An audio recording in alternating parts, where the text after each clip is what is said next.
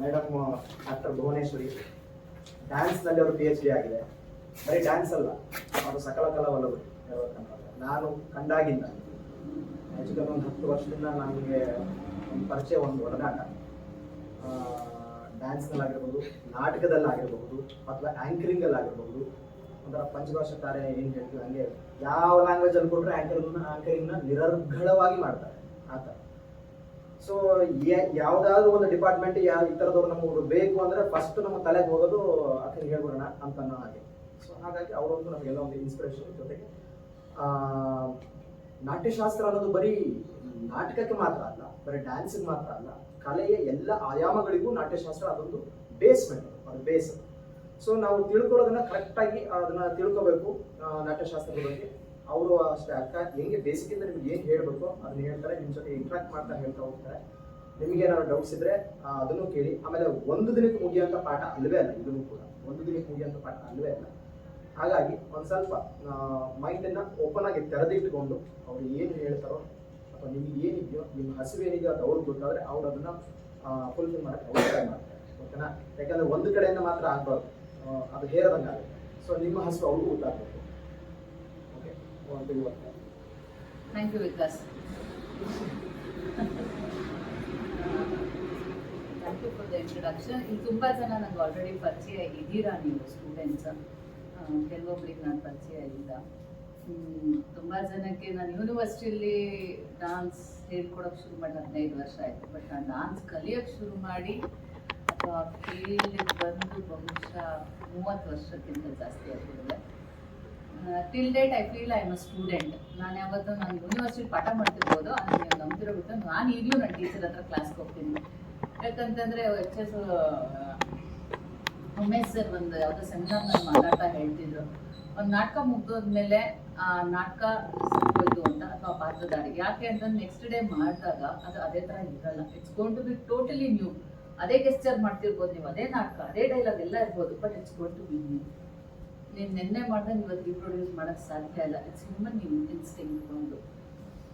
And Vikas ಹೇಳ್ದಂಗೆ ನಾನು announcement ಮಾಡಲಿಕ್ಕೆ ನನಗೆ ತುಂಬ ದೊಡ್ಡ ಸ್ಟ್ರೆಂತ್ ಯಾವುದು ಅಂತ ನೀವು ಕೇಳಿದ್ರೆ, ನೀವೆಲ್ಲ ಡಾನ್ಸರ್ಸು ಚೆನ್ನಾಗಿ ಮಾತಾಡ್ತಾರ ಅಂತ ಕೇಳಿದ್ರೆ ಖಂಡಿತ ಅಲ್ಲ. ಭಾಷೆಯಲ್ಲಿ ಸ್ಪಷ್ಟತೆ ಬರಬೇಕು. ಸ್ಟೇಜ್ ಮೇಲೆ ಫಿಯರ್ ಇಲ್ಲದೆ ನಿಂತ್ಕೊಂಡು ಆಡಿಯನ್ಸ್ನ ಫೇಸ್ ಮಾಡಿ ಮಾತಾಡೋ ಅಂಥದ್ದು, ಉಸಿರಾಡೋದೇ very important. You have to first of all go on stage and relax. This is what my teacher tells me. ಥಿಯೇಟರ್ನಲ್ಲಿ ನಾನು ರಮೇಶ್ ಸರ್ ಹತ್ರ ಕಲ್ತಿರ್ಬೋದು, ಇನ್ಯಾರಿರ್ಬೋದು, ದೇಸೆ ನಿಮ್ಮ ರಿಹರ್ಸಲ್ನಲ್ಲಿ ಎಷ್ಟು ಸ್ಟ್ರೆಸ್ಸು, ಎಷ್ಟು ರಿಜಿಟಾಗಿ ಮಾಡ್ತೀವೋ, ಎಷ್ಟು ಕಷ್ಟಪಟ್ಟು ಮಾಡ್ತೀವೋ, ಸ್ಟೇಜಿಗೆ ಹೋದಾಗ ಎಷ್ಟು ಫೀಲ್ ವೆರಿ ರಿಲ್ಯಾಕ್ಸ್ಡ್. ಅಂದರೆ ನೀನು ಹೀಗೆ ಲೀಲಾಜಾಲವಾಗಿ ಮಾಡ್ದಂಗೆ ನನಗೆ ಅನ್ನಿಸ್ಬೇಕು, ಅದು ನಮಗೂ ಹಂಗೆ ಅನಿಸ್ಬೇಕು. ಆರ್ಟಿಸ್ಟ್ ಸ್ಟ್ರೆಸ್ ತಗೊಂಡು ಆ್ಯಕ್ಟ್ ಮಾಡಬಾರ್ದು. ಸೊ ನಾನು ಏನೇ ಚೆನ್ನಾಗಿ ಮಾತಾಡಿದ್ರು I will give all that credit to theatre. ಯಾಕಂದರೆ ಡಾನ್ಸ್ ನನಗೊಂದು ಬಾಡಿ ಲ್ಯಾಂಗ್ವೇಜ್ ಹೇಳ್ಕೊಟ್ಟಿರ್ಬೋದು, ಗ್ರೇಸ್ ಹೇಳ್ಕೊಟ್ಟಿರ್ಬೋದು, ಎಕ್ಸ್ಪ್ರೆಷನ್ ಹೇಳ್ಕೊಟ್ಟಿದೆ. But to speak very well, ಅಂದರೆ ನಾನು ಸ್ಪಷ್ಟವಾಗಿ ಚೆನ್ನಾಗಿ ಆಡಿಯನ್ಸ್ಗೆ ಕಮ್ಯುನಿಕೇಟ್ ಮಾಡೋವಂಗೆ ಮಾತಾಡೋ ಅಂಥದ್ದು, ಆ ವೇರಿಯೇಷನ್ಸ್ ತರೋವಂಥದ್ದು ಏನಾದರೂ ಒಂದು ಆರ್ಟ್ ನನಗೆ ಬಂದಿದೆ ಅಂದರೆ ಅಫ್ಕೋರ್ಸ್ ಅದು ಥಿಯೇಟ್ರಿಂದ. 25 ವರ್ಷ ಥಿಯೇಟ್ರ್ ಮಾಡಿದ್ದೀನಿ. ಹಾಗಾಗಿ ಇನ್ನೊಂದು ಫೀಲ್ಡಲ್ಲಿ ನಾನು ಎಕ್ಸೆಲ್ ಆಗೋಕ್ಕೆ this has been always on underline factor. ಯಾಕೆ ನಿಮ್ಗೆ ಹೇಳ್ತಿದ್ದೀನಿ ಅಂತಂದರೆ, ನೀವೆಲ್ಲ ಥಿಯೇಟ್ರ್ ಕಲಿಯೋಕ್ಕೆ ಬಂದಿದ್ದೀರ. ನನಗೆ ಗೊತ್ತಿಲ್ಲ ಡೌನ್ ದ ಲೇನ್ 5 ವರ್ಷ ಆದಮೇಲೆ ಎಲ್ಲರೂ ಒಳ್ಳೆ ಆ್ಯಕ್ಟರ್ ಆಗ್ತಾರಾ ಅಂತ ನಂಗೆ ಗೊತ್ತಿಲ್ಲ. Somebody can become a very good writer, a designer, a technician, a director. I don't know ನಮ್ಮನ್ನ ಕಲೆ ಯಾವ ದಾರಿ ಕರ್ಕೊಂಡು ಹೋಗುತ್ತೆ ಅಂತ. ಆ್ಯಂಡ್ ಫಾರ್ ಶ್ಯೂರ್ ಪ್ರತಿಯೊಬ್ಬರಲ್ಲೂ ಏನೋ ಒಂದು ವಿಶೇಷತೆ ಇದೆ. Nobody is a common person on this earth. ಹೆಂಗೆ ನಿಮ್ಮ ಕೈಯಲ್ಲಿರುವಂಥ ಈ ರೇಖೆಗಳೆಲ್ಲವೂ ಇಂಡಿವಿಜುವಲ್ ಫಾರ್ ಎವ್ರಿಬಡಿ. ನಮಗೆ ಫಿಗರ್ ಪ್ರಿಂಟ್ ಅಂತ ಹೇಳ್ತೀವಲ್ವ, it will never match with the other. So individual to us. ಅಂದರೆ ಎಲ್ಲರಲ್ಲೂ you have a special thing. ನಾನು ಕಂಡ್ಕೋಬೇಕಷ್ಟೇ. ಅಂದರೆ ಒಬ್ಬ ನಟನಾಗಿ, ಒಬ್ಬ ಡಾನ್ಸರ್ ಆಗಿ, ಒಬ್ಬ ಒರೇಟರ್ ಆಗಿ, ಒಬ್ಬ ರೈಟರ್ ಆಗಿ ನನ್ನ ಅಭಿವ್ಯಕ್ತಿಯನ್ನು ಕಂಡುಕೊಂಡು ಅದರಲ್ಲಿ ನಾನು ಮುಂದುವರೆದಾಗ, ಮತ್ತು ಅಧ್ಯಯನ ಅನ್ನೋದು ಯಾವಾಗಲೂ ಇರಲೇಬೇಕು. ಥಿಯೇಟರ್ ಫಸ್ಟ್ ಕ್ಲಾಸ್ ಬಂದಾಗ ನಮ್ಮ ಸರ್ ಎಷ್ಟು ಹೇಳಿದ್ರು ಗೊತ್ತಿಲ್ಲ, ಬಟ್ ಫಸ್ಟ್ ಥಿಯೇಟರ್ ಕ್ಲಾಸಲ್ಲಿ ಹೇಳೋದೇನು, ಅಬ್ಸರ್ವೇಷನ್. ಎಲ್ಲರನ್ನೂ ಅಬ್ಸರ್ವ್ ಮಾಡಿ, ನಮ್ಮ ನೇಚರಲ್ಲಿರುವಂಥ, ನಮ್ಮ ಸುತ್ತಮುತ್ತ ಎನ್ವೈರನ್ಮೆಂಟಲ್ಲಿರುವಂಥ ಎಲ್ಲವನ್ನ ಲಿವಿಂಗ್ ನಾನ್ ಲಿವಿಂಗ್ ಬೀಯಿಂಗ್ ಅಂದರೆ ಚರಾಚರ ಇರ್ಬೋದು, ಅಥವಾ ಜೀವಂತ ಅಥವಾ ಜೀವ ಇಲ್ಲದೆ ಇರುವಂಥ ವಸ್ತುಗಳಿರ್ಬೋದು. There is a rhythm in the body, there is a rhythm in the nature. ನಾವು ಅದ್ರ ಜೊತೆ ಹೋಗ್ತೀವಿ, ಥಿಯೇಟ್ರು ಅದ್ರ ಜೊತೆಗೆ ಹೋಗ್ಬೇಕು. ಅದನ್ನ ಮಿಸ್ ಮಾಡಿದಾಗಲೇ ಅದೊಂಥರ ಹಿಂಗಾಗತ್ತೆ, ನಮಗೆ ಡಿಸ್ಟರ್ಬ್ ಆಗುತ್ತೆ. ಆಕ್ಟರ್ ಮಾತಾಡ್ಬೇಕಾದ್ರೂ ಒಂದು ರಿದಮ್ ಇರುತ್ತೆ, ಮೂವ್ ಮಾಡ್ಬೇಕಾದ್ರೆ ಒಂದು ರಿದಮ್ ಇರುತ್ತೆ, ನೋಡ್ಬೇಕಾದ್ರೆ ಒಂದು ರಿದಮ್ ಇರುತ್ತೆ. ಯು ಕ್ಯಾನ್ ಜಸ್ಟ್ ಹಿಂಗೆಲ್ಲ ಆಗಲ್ಲ, ಹಿಂಗ್ ಅನ್ನೋದಕ್ಕೂ ಒಂದು ರಿದಮ್ ಇದೆ. 1 2 3 4 ಇದೆ, there is a rhythm for that. ಅಥವಾ 1 2 3 4 1 2 3 4 1 2 3 1 2 3 4. See, there is one kind of rhythm in every movement that I'm doing. This is very evident whether you take it in dance, whether you take it in theatre. Theatre is not apart from dance. Dance is a part of theatre. ನಾವು story telling version ಸ್ವಲ್ಪ change ಅಷ್ಟೇ. ನಾನಲ್ಲಿ ಎಲ್ಲದಕ್ಕೂ ಮುದ್ರೆ ಇಟ್ಕೊಂಡು ರಾಮ ಅಂತ ಹೇಳ್ತೀನಿ, ಸೀತೆ ಅಂತ ಹೇಳ್ತೀನಿ. ಶಿವನ ಧನಸ್ಸನ್ನ ರಾಮ ಎತ್ತಿ ಅದನ್ನ ಮುರ್ದ, ಹಾಗೆ ಸೀತೆನ ಮದುವೆ ಆದ. 10 ತಲೆಯ ರಾವಣ ಸೀತೆಯನ್ನ ಅಪಹರಣ ಮಾಡ್ಕೊಂಡು ಹೋಗ್ಬಿಟ್ಟ. I have more of gestures, I don't have a verbal thing. ಭಾರತೀಯ ವೃತ್ತಿ ಇಲ್ಲ ಇಲ್ಲಿ, ನನ್ನಲ್ಲಿ ಜಾಸ್ತಿ ಮೂವ್ಮೆಂಟಲ್ಲಿದ್ದೀನಿ. ಅದಕ್ಕೆ ಸರಿಯಾಗಿ ಹಾಡು, ಇನ್ಸ್ಟ್ರೂಮೆಂಟ್ಸ್ ಬರ್ತಾರೆ. ಬಟ್ ನಾಟಕದಲ್ಲಿ ಏನಾಗುತ್ತೆ, ನಾನೇ ಎಲ್ಲ ಮಾಡಬೇಕು. ಅದಕ್ಕೆ ನನಗೆ ಯಾವಾಗಲೂ ಗೊತ್ತಿರೋ ಮುಖ್ಯವಾಗಿ ಅವರು ಗ್ರೇಟ್ ಅನ್ನಿಸ್ತಾರೆ. ನಾವು ಅವ್ರ ಮುಂದೆ ನಿಜವಾಗ್ಲೂ ಏನೂ ಇಲ್ವಾ ಅಂತೀವಿ. ಒಂದು 4 ಪೇಜ್ ಡೈಲಾಗ್ ಇದ್ರೆ ಅದನ್ನ ಹೇಳಕ್ಕೆ ಸರ್ಕಸ್ ಮಾಡ್ತೀವಿ. ಅವರೇ ಡೈಲಾಗ್ ಹೇಳಬೇಕು, ಅವರೇ ಹಾಡು ಹೇಳಬೇಕು, ಡ್ಯಾನ್ಸು ಮಾಡಬೇಕು, ತಂಡವನ್ನು ಅವರೇ ಕಟ್ಕೊಂಡು ಹೋಗ್ಬೇಕು, ಎಲ್ಲವೂ ಮಾಡಬೇಕು. ನೀವು 40-50 ವರ್ಷದ ಹಿಂದೆ ಹಂಸಲೇಖ ಅವ್ರ ಜರ್ನಿ ಎಲ್ಲ ಕೇಳ್ಬಿಟ್ರೆ ನೀವು ಏನಂತೀರೋ ಗೊತ್ತಿಲ್ಲ. ಅವರಿಗೆ ಬೇರೆ ಊರುಗಳಿಗೆ ಹೋಗಿ ನಾಟಕ ಮಾಡೋದಕ್ಕೋಸ್ಕರ ಅಲ್ಲಿ ಇಲ್ಲಿ ಅಂಗಡಿಗಳಲ್ಲಿ ಸಾಲ ಹೇಳ್ಬಿಟ್ಟು ಊಟ ಮಾಡ್ಕೊಂಡು ಬರೋರು, ಅಥವಾ ಏನಾದ್ರು ತಗೊಂಡು ಬಂದು ನಾಟಕ ಮುಗಿದ ಮೇಲೆ ಅವ್ರಿಗೆ ಬಂದಿದ್ದ ದುಡ್ಡನ್ನ ವಾಪಸ್ ಅವನಿಗೆ ಕೊಟ್ಟು ಊರಿಗೆ ಬರೋ ಅಂಥದ್ದು. They have all suffered a lot in theatre. ಏನು ರಿಚ್ ಅಲ್ಲ, ಇವಾಗಿನ ಥರ ಏನೋ ನಮ್ಗೆ ಒಂದಷ್ಟು ದುಡ್ಡು ಇಟ್ಕೊಂಡೆಲ್ಲ ಮಾಡ್ತಿದ್ದೀವಲ್ಲ, ಪೆಟ್ರೋಲ್ ಹಾಕೊಂಡು ಬರೋ ಅಷ್ಟು ಇರಲಿಲ್ಲ.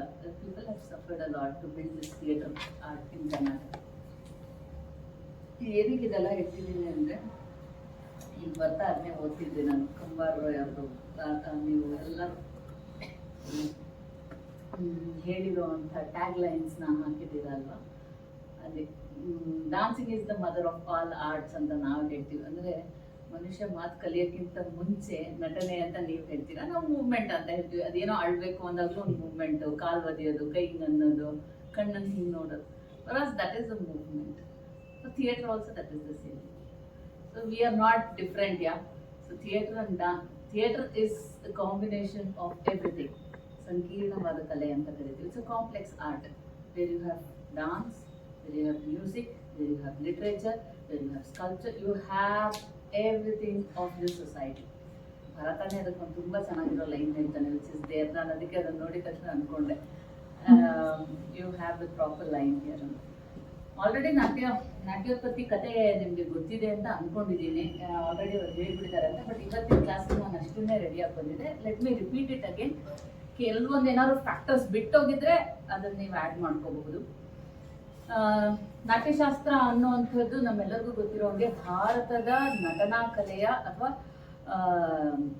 ಆ್ಯಕ್ಟಿಂಗ್ಗೆ, school of acting of Indian ಸ್ಟೈಲ್ಗೆ ಇರುವಂಥ ಫೌಂಡೇಶನಲ್ ಟ್ರಿಟೈಸ್ ಅಂತ ಹೇಳ್ತೀವಿ. ಅಂದರೆ ಆಧಾರವಾದಂಥ ಲಕ್ಷಣ ಗ್ರಂಥ.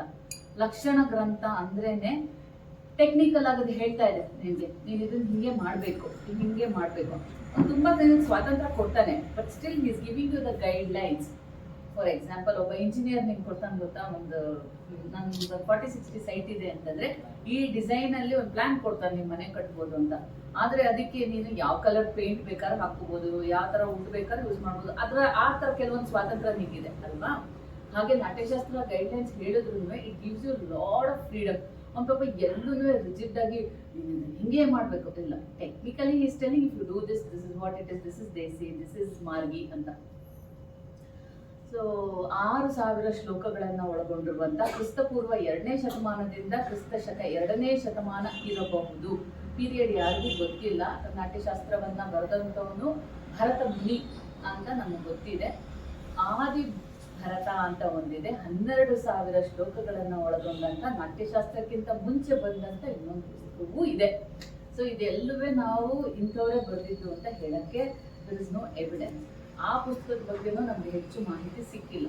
ಇದೇ ಫಸ್ಟ್ ಫೌಂಡೇಶನಲ್ ಟ್ರಿಟೈಸ್ ನಮಗೆ ಸಿಕ್ಕಿರೋ ಅಂಥದ್ದು. ಹಾಗಾಗಿ ಇವತ್ತಿಗೂ ಆಫ್ಟರ್ ಸೋ ಮೆನಿ ಸೆಂಚುರೀಸ್ ಇದನ್ನೇ ನಾವು ನಮ್ಮ ಪ್ರಥಮ ಲಕ್ಷಣ ಗ್ರಂಥ ಅಂತ ಅಂದ್ಕೊಂಡಿದ್ದೀವಿ. ಎಲ್ಲವನ್ನು ಹೇಳ್ತಾನೆ ಇದರಲ್ಲಿ.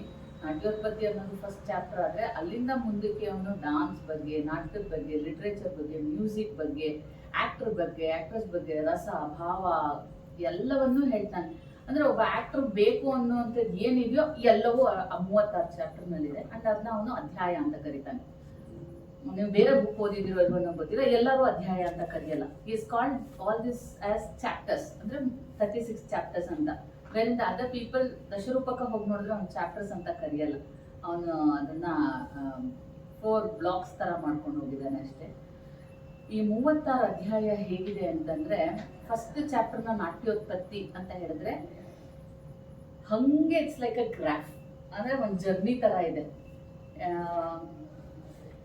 ಹೆಂಗ್ ಹೇಳೋಣ ಈ ಜರ್ನಿನ ಅಂತಂದ್ರೆ, ಇದೊಂದು ನೀವು ನಾಟಕ ಮಾಡ್ಬೇಕು ಅಂತಂದ್ರೆ ನಾಳೆ ಯಾವತ್ತು ಪುಸ್ತಕ ತಗೊಂಡ್ಬಂದಿದ ತಕ್ಷಣ ಬ್ಲಾಕಿಂಗ್ ಮಾಡ್ಬಿಡ್ತೀರಾ, ಲೈಟಿಂಗ್ ಶುರು ಮಾಡ್ಬಿಡ್ತೀರಾ, ಕಾಸ್ಟ್ಯೂಮ್ ಮಾಡ್ಬಿಡ್ತೀರಾ, ಮತ್ತೇನಾಗುತ್ತೆ? ಫಸ್ಟ್ ಆಫ್ ಆಲ್ ಪುಸ್ತಕ ತಗೊಂಡ್ ಬರ್ತೀರಾ, ಲೇಖಕ ಯಾರು, ಅವನ ಆಶಯ ಏನು, ಅದೆಲ್ಲ ಓದ್ಕೊಳ್ತೀರಾ. Then you read about the play, then you divide the characters, then you debate about that, what is his perspective ಅಲ್ವಾ. ಅವನ ಆ ನಾಟಕನ ಹೆಂಗ್ ನೋಡಿದಾನೆ, ನಾನು ಹೆಂಗ್ ನೋಡಕ್ಕೆ ಇಷ್ಟಪಡ್ತೀನಿ, ಅದೇ ತರ ನಾಟಕ ಮಾಡ್ಬೇಕು ಅಂತಿದ್ದೀನಿ. ಅದನ್ನ ಕಾಂಟೆಂಪ್ರರಿ ಆಗಿ ಮಾಡಕ್ಕೆ ಇಷ್ಟಪಡ್ತೀನಿ, ಇವತ್ತಿನ ದಿನಕ್ಕೆ ಸಟೈರ್ ಆಗಿ ಮಾಡಕ್ಕೆ ಇಷ್ಟಪಡ್ತೀನಿ. ಇವತ್ತಿನ ಪೊಲಿಟಿಕಲ್ ಅಜೆಂಡಾಸ್ಗಳನ್ನ ಅದರಲ್ಲಿ ಸೇರಿಸಿ ಹೊಸದಾಗಿ ಸಮಾಜಕ್ಕೆ ಇವತ್ತಿನ ಪರಿಸ್ಥಿತಿ ಹೇಳೋ ತರ ಮಾಡ್ಬೇಕು ಅಂತ ಇದೆಲ್ಲ ವರ್ಕ್ ಮಾಡಿ ಆಮೇಲೆ we go for blocking and all that stuff you know. ಇದು ಅಷ್ಟೇ 36 ಅಧ್ಯಾಯ ನೀವು ನೋಡಿದ್ರೆ it is just like that, ಅಂದ್ರೆ it is just like a story actually. First chapter ನಿಮ್ಗೆ ಗೊತ್ತಿರೋದ್ರಿಂದ ನಾನು ತುಂಬಾ ಎಲಾಬ್ರೇಟ್ ಮಾಡಲ್ಲ, ಆದಷ್ಟು ಎಷ್ಟು ಕನ್ಸೈಸ್ ಆಗಿ ಹೇಳಕ್ ಸಾಧ್ಯ ಹೇಳ್ತೀನಿ.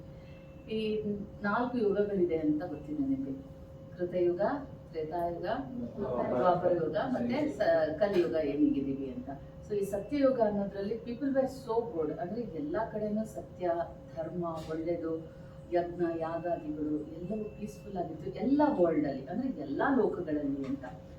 ನಂತರದಲ್ಲಿ ಬರುವಂತಹ ವೈವಸ್ವತ ಮನ್ವಂತರ ಅಂತ ಹೇಳ್ತೀವಿ. ಈ ಮನ್ವಂತರಗಳಾಗ್ತಾವಲ್ಲ, ಇದಕ್ಕೂ ನೀವು ಬೇರೆ ಬೇರೆ ಕಡೆ ಬೇರೆ ಬೇರೆ ಸ್ಟೋರಿ ಓದಿದ್ರೆ ಇಟ್ಸ್ ವೆರಿ ಬ್ಯೂಟಿಫುಲ್. ಶಿವಪುರಾಣದಲ್ಲಿ ಹೋಗಿ ನೋಡಿದ್ರೆ ಅಥವಾ ಒಂದೊಂದು ಮನ್ವಂತರ ಆಗ್ಬೇಕಾದ್ರೂ ಶಿವನ ಡಮರುವಿನ ನಾದದಿಂದ ಓಂಕಾರ ಬಂತು, ಅದರದಿಂದ ಶಬ್ದ ಬಂತು ಅಂತ. ಅದಕ್ಕೆ ಆಂಗಿಕಂ ಭುವನಂ ಯಸ್ಯ ವಾಚಿಕಂ ಸರ್ವ ವಾಗ್ಮಯಂ ಅಂತ ಹೇಳ್ತೀವಿ. ಅಂದ್ರೆ ಲೋಕದಲ್ಲಿರುವಂತ ಪ್ರತಿಯೊಂದು ನಾದ ಶಬ್ದ ಏನಿದೆ ಅದು ನಿನ್ನ ವಾಚಿಕ ಅಂತ. ಸೊ ನಾದ ಅನ್ನೋದು ಪ್ರಾರಂಭ ಆಗಿದ್ದೆ ಡಮರುವಿನ ಶಬ್ದ ಅಂತ, ಬಟ್ ಇಲ್ಲ ಹತ್ರ ಏನು ರೆಫರೆನ್ಸ್ ಇಲ್ಲ, ಐ ಜಸ್ಟ್ ಕೋಟೆಡ್ ಇಟ್. ಅಂತ ಟೈಮ್ನಲ್ಲಿ ಲೋಕದಲ್ಲೆಲ್ಲ ಡಂಬಾಚಾರ, ಅಸೂಯೆ, ಮೋಸ, ದ್ರೋಹ ಮತ್ತೆ ಈ ಅಸುರರ ಒಪ್ಪಟ ಎಲ್ಲ ಜಾಸ್ತಿ ಆದಾಗ ಋಷಿ ಮುನಿಗಳು, ದೇವತೆಗಳು, ಅಂದ್ರೆ ಬೇರೆ ಬೇರೆದಕ್ಕೆ ನಮ್ಮ ಭಾರತದಲ್ಲಿ ಗೊತ್ತಿದೆ 3 ಕೋಟಿ ದೇವತೆಗಳಿದ್ದಾರೆ. ಪ್ರತಿಯೊಂದಕ್ಕೂ ಒಂದೊಂದು ದೇವತೆಗಳಿದ್ದಾರೆ. ನದಿಗಳನ್ನು ದೇವತೆಗಳು ಅಂತ ಕರಿತೀವಿ, ಒಂದು ವನದಲ್ಲಿರುವಂತ ವನರಾಜ ಅಂತ ಕರಿತೀವಿ, ಸಮುದ್ರ ರಾಜ ಅಂತ ಕರಿತೀವಿ. ಹೀಗೆ ಎಲ್ಲಾ ಲೋಕದ ಒಂದಷ್ಟು ದೇವತೆಗಳು ಇಂದ್ರನ ಬಳಿ ಹೋಗ್ತಾರೆ, ಯಾಕಂದ್ರೆ ಸ್ವರ್ಗ ಲೋಕಕ್ಕೆ ಅವನೇ ಅಧಿಪತಿ. ಅವನ ಹತ್ರ ಹೋಗಿ ಕೇಳ್ತಾರೆ, ಈ ತರ ನಮ್ಗೆ ತೊಂದರೆ ಆಗ್ತಿದೆ, ಅಸುರರು ನಮ್ಗೆ ತೊಂದರೆಯನ್ನ ಮಾಡ್ತಿದ್ದಾರೆ, ಇದಕ್ಕೆ ಏನಾದ್ರು ಉಪಾಯ ಹೇಳುವ ಅಂತ. ಇಂದ್ರನ್ಗೆ ತನಗೆ ಆದಂತ ಯಾವುದೇ ಉಪಾಯ ಗೊತ್ತಿಲ್ಲದೆ ಇದ್ದಾಗ, ಅವ್ನಿಗೇನು ಹೊಳಿದೇ ಇದ್ದಾಗ, he takes to the creator, takes all of them to the creator. Who is the creator? None other than Brahma. So ಬ್ರಹ್ಮನ ಹತ್ರ ಹೋದಾಗ ಏನ್ ಹೇಳ್ತಾನೆ ಅಂತಂದ್ರೆ, ನನ್ಗೆ ಯುದ್ಧ ಮಾಡೋದಕ್ಕೆ ವೆಪನ್ ಕೊಡು ಅಥವಾ ಬಿಲ್ಲು ಬಾಣ ಕೊಡು ಅಂತ ಅಲ್ಲ, ನೋಡೋದಕ್ಕೆ ರಂಜನೀಯವಾಗಿರಬೇಕು ಮತ್ತು ಜ್ಞಾನದ ಮಿತಿಯನ್ನ ಉನ್ನತಗೊಳಿಸುವಂತದ್ದಿರಬೇಕು ಅಂತ. ನಾನು ಯಾವಾಗಲೂ ಇದನ್ನು ತುಂಬಾ ಸಲ ಸ್ಟೇಜಲ್ಲಿ ಮಾತಾಡ್ಬೇಕಾದ್ರೆ ಹೇಳ್ತೀನಿ, ಜಸ್ಟ್ ನಿಮ್ಮ ಆಡಿಯನ್ಸ್ ಯಾವುದೋ ಹಳ್ಳಿಯವರು, ಭಾಷೆ ಗೊತ್ತಿಲ್ಲದೆಯವರು, ಜನಸಾಮಾನ್ಯರು ಇದ್ದಾರೆ ಅಂದ ತಕ್ಷಣ ನಿನ್ನ ಕಥೆಯ ಅಥವಾ ನಿನ್ನ ನಾಟ್ಯದ ಆಶಯ ಒಂದಿರುತ್ತೆ ಗೊತ್ತಾ, ಅದನ್ನ ಕೆಳಗಿಳಿಸಬಾರ್ದು. Rather you have to lift them to your level. ಅವರ ಜ್ಞಾನದ ಮಿತಿಯನ್ನ ನೀವು ಹೆಚ್ಚಿಸ್ಬೇಕು, ಅವರನ್ನ ನಿಮ್ಮ ಒಳ್ಳೆಯ ಗುಣಗಳ ಕಡೆಗೆ ತರಬೇಕು, ನಿಮ್ಮ ಆರ್ಟ್ ಕಡೆಗೆ ಅವ್ರನ್ನ ತರಬೇಕು. ನಾವೇನೋ ಒಳ್ಳೇದು ಹೇಳಕ್ಕೆ ಅಥವಾ ಸೊಸೈಟಿಗೆ ಮೆಸೇಜ್ ಇರ್ಬೋದು, ಎಂಟರ್ಟೈನ್ಮೆಂಟ್ ಇರ್ಬೋದು, ಏನೇ ಇರ್ಬೋದು, ಅದನ್ನ ಏನೇ ಹೇಳಬೇಕು ಅಂದಾಗ we have kept one level ಅಲ್ವಾ. ಸೊ ಸೊ ಅವ್ರಿಗೋಸ್ಕರ ಅದನ್ನ ತುಂಬಾ ವಲ್ಗ್ಯಾರಿಟಿ ಕಡೆಗೆ ಇನ್ನೊಂದು ಕಡೆಗೆ ತಗೊಂಡು ಹೋಗ್ಬಾರ್ದು, ಜಸ್ಟ್ ಟು ಎಂಟರ್ಟೈನ್ ದೆಮ್ ಅಂತ. You can see that everybody where it is said. ನಾಟ್ಯೋತ್ಪತ್ತಿನಲ್ಲೂ ಅದನ್ನೇ ಹೇಳ್ತಾನೆ ಇಂದ್ರ, ಏನು ಅಂತಂದ್ರೆ ನನಗೆ ಇಂಥದ್ದು ಬೇಕು, ನೋಡೋದಕ್ಕೆ ಕಣ್ಣಿಗೆ ರಂಜನೆಯಾಗಿರಬೇಕು, ಬುದ್ಧಿಗೆ ಚಿಂತನೆಯನ್ನ ಹೆಚ್ಚಿಸುವಂಥದ್ದು ಇರಬೇಕು, ಎಲ್ಲರಿಗೂ ಒಳ್ಳೇದು ಮಾಡುವಂಥದ್ದು. ಈ ಅಸುರರು ಏನೆಲ್ಲ ಡಂಬಾಚಾರ ಉಪಟಳವನ್ನ ಕೊಡ್ತಿದ್ದಾರೆ ಅವ್ರಿಗೂ ಒಳ್ಳೆ ಬುದ್ಧಿ ಬರುವಂತೆ ಮಾಡುವಂತ. ಅದಕ್ಕೆ ಉತ್ತರನು ಫಸ್ಟ್ ಚಾಪ್ಟರ್ ಅಲ್ಲೇ ಹೇಳ್ಬಿಡ್ತಾನೆ ಅವನು. ತುಂಬಾ ಓದಿದ್ರೆ ಮಾತ್ರ ನಿಮ್ಗೆ ಇದು ಗೊತ್ತಿರುತ್ತೆ, ಇಲ್ಲದ್ರೆ ಗೊತ್ತಿರಲ್ಲ. ಸರಿ, Brahma it takes time and as it is ಅವನೇ ಸೃಷ್ಟಿಕರ್ತ ಅನ್ನೋದ್ರಿಂದ ಅವನ ಹತ್ರ 4 ವೇದಗಳಿದೆ. ಯಾವ್ಯಾವ್ದು?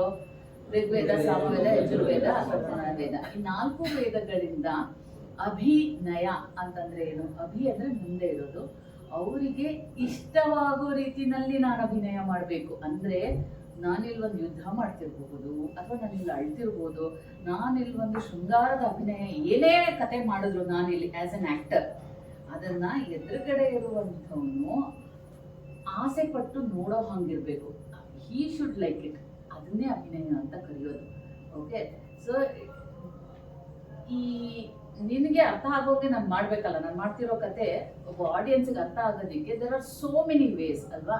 ಫಾರ್ ಎಕ್ಸಾಂಪಲ್, ಇವತ್ತು ಕ್ಲಾಸ್ಗೆ ಎಲ್ಲರೂ ಬಂದಿದ್ದೀವಿ, ಎಲ್ಲರೂ ಒಂದೇ ಕಡೆ ಬಂದ್ವಾ ಅಥವಾ ಒಂದೇ ತರ ಬಂದ್ವಾ? ಹೀಗೆ ಬಂದ್ವಿ. ನನ್ನ ಕಾರಲ್ಲಿ ಬಂದೆ, ಇನ್ನೊಬ್ರು ಬೈಕಲ್ಲಿ ಬಂದ್ರಿ, ಇನ್ಯಾರು ಬಸ್ಸಲ್ಲಿ ಬಂದಿರ್ತೀರಾ. ಆದ್ರೆ ಎಲ್ಲರೂ ಎಲ್ಲಿ ಬಂದಿದ್ದೀವಿ? ಒಂದೇ ಕಡೆಗೆ ಬಂದಿದ್ದೀವಿ. ಅಭಿನಯನೂ ಹಂಗೇನೆ. ನಾನು ಆಸ್ ಅ ಡಾನ್ಸರ್ ನಾನು ಆಂಗಿಕ ಯೂಸ್ ಮಾಡ್ತೀನಿ ಅಂತಂದ್ರೆ ಐ ವಿಲ್ ಯೂಸ್ ದ ಆಂಗಿಕ ಅಭಿನಯ ಅಂದ್ರೆ ನಾನು ನನ್ನ ಬಾಡಿ ಮೂವ್ಮೆಂಟ್ಸ್ ಯೂಸ್ ಮಾಡ್ತೀನಿ ಒಂದು ಯುದ್ಧ ತೋರ್ಸೋದಕ್ಕೆ. ಒಬ್ಬ ಥಿಯೇಟರ್ ಆರ್ಟಿಸ್ಟ್ ಅದನ್ನ ಬರೀ ಮಾತಲ್ಲಿ ಹೇಳ್ಬಿಡ್ತಾನೆ. ಸಿಂಗರ್ ಪಾಪ ಎಲ್ಲೆದ್ದೋಗಿ ಯುದ್ಧ ಮಾಡ್ತಾರೆ ಸೀರೆ ಉಟ್ಕೊಂಡು ಕೂತ್ಕೊಂಡೆ, ಅದನ್ನೇ ಭಾವ ಸಹಿತ ಹಾಡಿ ಅದನ್ನ ನಿಮ್ ಕಣ್ಣಲ್ಲಿ ನೀರು ಬರೆಸ್ಬಿಡ್ತಾರೆ. ಇದೇ ಪ್ಯಾಲೇಸ್ ಸ್ಟೇಜ್ ಅಲ್ಲಿ ಬಾಲಮುರಳಿ ಕೃಷ್ಣ ಅವರು ಅಮೃತವರ್ಷಿಣಿ ರಾಗ ಹಾಡಿದ್ರೆ ಮಳೆ ಹನಿ ಬಿದ್ದಿದ್ದು ನೋಡೋದು ನಾನೇ ಸಾಕ್ಷಿ ಅದಕ್ಕೆ. I mean those were all Tansen ಬಗ್ಗೆ ಕೇಳಿದ್ದೀರಾ ನಿಮ್ಗೆ? ಅವ್ರು ಹಾಡಿದ ತಕ್ಷಣ the humidity of the raga, the intensity of that raga created lot of heat in the room. So ಒಬ್ಬ ಸಂಗೀತಗಾರನಿಗೆ ಏನು ವಾಚಿಕಾನೇ ಸಾಕು, ಇನ್ನು ಇದೇನು ಬೇಡ ಅಂತಂದ್ರೆ ಸಮ್ ಟೈಮ್ಸ್ ಒಂದು ನವಿಲ್ಗರಿ ಇಟ್ಟ ತಕ್ಷಣ ನೀವು ಅದನ್ನ ರಾಮ ಅಂತೀರಾ, ಕೃಷ್ಣ ಅಂತೀರಾ? ಹೆಂಗೆ? Because we know that it's been educated to us. So we are using a prop, ಆಹಾರ್ಯ. ಸೊ ಇಲ್ಲಿ 4 ಹೇಳ್ಬಿಟ್ಟೆ ನಾನು, ಆಂಗಿಕ ಅಥವಾ ವಾಚಿಕ, ಆಹಾರ್ಯ, ಸಾತ್ವಿಕ. 3 ಹೇಳಿದೆ. ಸಾತ್ವಿಕ ಅನ್ನೋದು ಯಾವುದು ಬೇಕಾಗಿಲ್ಲ. It is the purest form of abhinaya. ಇಲ್ಲಿ ನನಗೆ ಬಾಡಿನೂ ಬೇಕಾಗಿಲ್ಲ, ಇಲ್ಲಿ ಒಂದು ಮಾತು ಬೇಕಾಗಿಲ್ಲ. Especially you can feel it in very intense moments. ಅಲ್ಲೆಲ್ಲೋ ಕಾರ್ಗಿಲ್ ಯುದ್ಧ ಆದಾಗ ಅಥವಾ ಇನ್ಯಾರಿಗೋ ನೋವಾದಾಗ, ನಮ್ಗೆ ತುಂಬ ಇಷ್ಟವಾಗಿರುವಂಥ ಪುನೀತ್ ರಾಜ್ಕುಮಾರ್ ತೀರ್ಕೊಂಡ್ಬಿಟ್ಟಾಗ, ಅವನೇನು ನನ್ನ ಫ್ರೆಂಡ್ ಅಲ್ಲ, ನಾನೇನು ಅವನನ್ನು ನೋಡಿಲ್ಲ, ಅಲ್ಲ ಪಿಕ್ಚರ್ ನೋಡಿ, but why my heart is feeling ಬ್ಯಾಡ್. ಒಳ್ಳೆ ನಟ ಸತ್ತೋದ ಅಂದಾಗ, ನಮ್ಮ ನಗಲಿದ್ದಾನೆ ಅಂದಾಗ, ಅದೇ ಥರ ಸಂತೋಷದ್ದು. ಈಗ ಮೊನ್ನೆ ಪಾಕಿಸ್ತಾನ ಮೇಲೆ ಇಂಡಿಯಾ ಮ್ಯಾಚ್ ಗೆದ್ದಿದ್ದು ಕಂಟ್ರೋಲ್ ಮಾಡೋದ್ರಲ್ಲಿ ಅನ್ಕೊಂಡು Pakistan. What is the joy? Actually that is not the good way of taking joy and privilege or happiness. Sports ಯಾವಾಗಲೂ ಸ್ಪೋರ್ಟಿವ್ ಆಗೇ ಇರಬೇಕು. ಬಟ್ ಸ್ಟಿಲ್ ನಾನು ಹೇಳೋದು, ಯಾರೋ ಮ್ಯಾಚ್ ಆಡಿದವರು, ಬಟ್ ನನಗೆ ಯಾಕೆ ಖುಷಿ ಆಗ್ತಾ ಇದೆ? This is the purest. ಅಂದರೆ ಇದಕ್ಕೆ ಯಾವುದೇ ಅಡಲ್ಟ್ರೇಷನ್ ಇಲ್ಲದೆ ಇರುವಂಥದ್ದು. ಇದನ್ನು ಅಭಿನಯ ಅಂತ ಕರಿತೀವಿ. ಇಂಥ ಒಂದು 4 ಅವನು ಒಂದೊಂದು ವೇದದಿಂದನೂ ಒಂದೊಂದು ಅಭಿನಯವನ್ನ ತಗೊಳ್ತಾನೆ. ಯಾಕೆ ಋಗ್ವೇದದಿಂದ ಒಂದು ಅಭಿನಯ ಅಂತಂದ್ರೆ ಅಲ್ಲಿ ಪಠ್ಯ ಜಾಸ್ತಿ. Because those are of more of rituals. Rituals ಅಂದರೆ ಈ ಯಜ್ಞಗಳನ್ನ ಮಾಡುವಂಥದ್ದು, ಹೋಮ ಹವನಗಳನ್ನ ಮಾಡ್ತಾರೆ ಗೊತ್ತಾ, ಅಂಥದ್ದು. ಹಾಗಾಗಿ ಅದು ಮಾತು ಪ್ರಧಾನವಾದದ್ದು. ಪಠ್ಯವನ್ನ ಅಲ್ಲಿಂದ ತಗೊಂಡಿದ್ದಾರೆ, ಆಯ್ತಾ. ಇನ್ನು ಸಾಮವೇದ ಇಸ್ ಟ್ರಿಪ್ಲಿಟ್ಸ್ ಥರ ಬರುತ್ತೆ, ಅಂದರೆ 3 ಸಾಲುಗಳ ಹಾಡುಗಳ ಥರದಲ್ಲೇ ಬರುತ್ತೆ. ಕೈಂಡ್ ಆಫ್ ಎಸ್ ಆ ಥರನೇ ಇದೆ ಅದರಲ್ಲಿ, ಹಾಡುಗಳ ಥರ. ಅದನ್ನ ಒಂದು ಮಟ್ಟಿನ ಜೊತೆನೇ ಹೇಳೋವಂಥದ್ದು. ನೀವು ಕೆಲವೊಂದು ದೇವಸ್ಥಾನಕ್ಕೆ ಹೋದರೆ ಕೇಳ್ಬೋದು, for particular pujas this thing it like that, ಆಯಿತಾ. ಆಮೇಲೆ ರಸ ಮತ್ತು ಅಭಿನಯವನ್ನ ಯಜುರ್ವೇದ ಮತ್ತೆ ಅಥರ್ವಣ ವೇದಗಳಿಂದ ತಗೊಂಡಿದ್ದಾರೆ. ಇದ್ರ ಜೊತೆ ಇನ್ನೂ 4 ಏನು ಅಂದ್ರೆ ವೃತ್ತಿಗಳು. ಈಗಾಗಲೇ ನಾನು ಹೇಳಿದ್ದೇನೆ, ಭಾರತೀಯ ವೃತ್ತಿ ಗೊತ್ತಿದೆಯಾ? 4 ಅಭಿನಯಗಳ ಜೊತೆಗೆ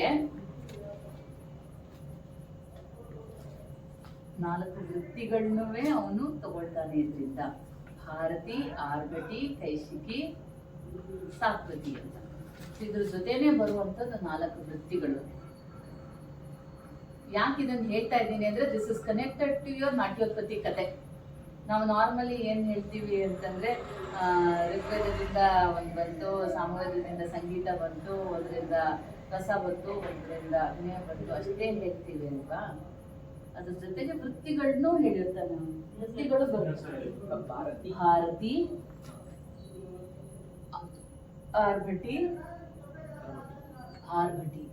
ಆರ್ಭಟ ಅಂತೀವಲ್ಲ ಅದು, ಕೈಶಿಕಿ ಮತ್ತೆ ಸಾತ್ವತಿ. ಇದು ಆರ್ಡರ್ ಅಲ್ಲಿ ಹೇಳ್ತಿಲ್ಲ ನಾನು, ಜಸ್ಟ್ ಹಂಗೆ ಹೇಳ್ತೀನಿ. ಸಾತ್ವತಿ ಆಯ್ತಾ.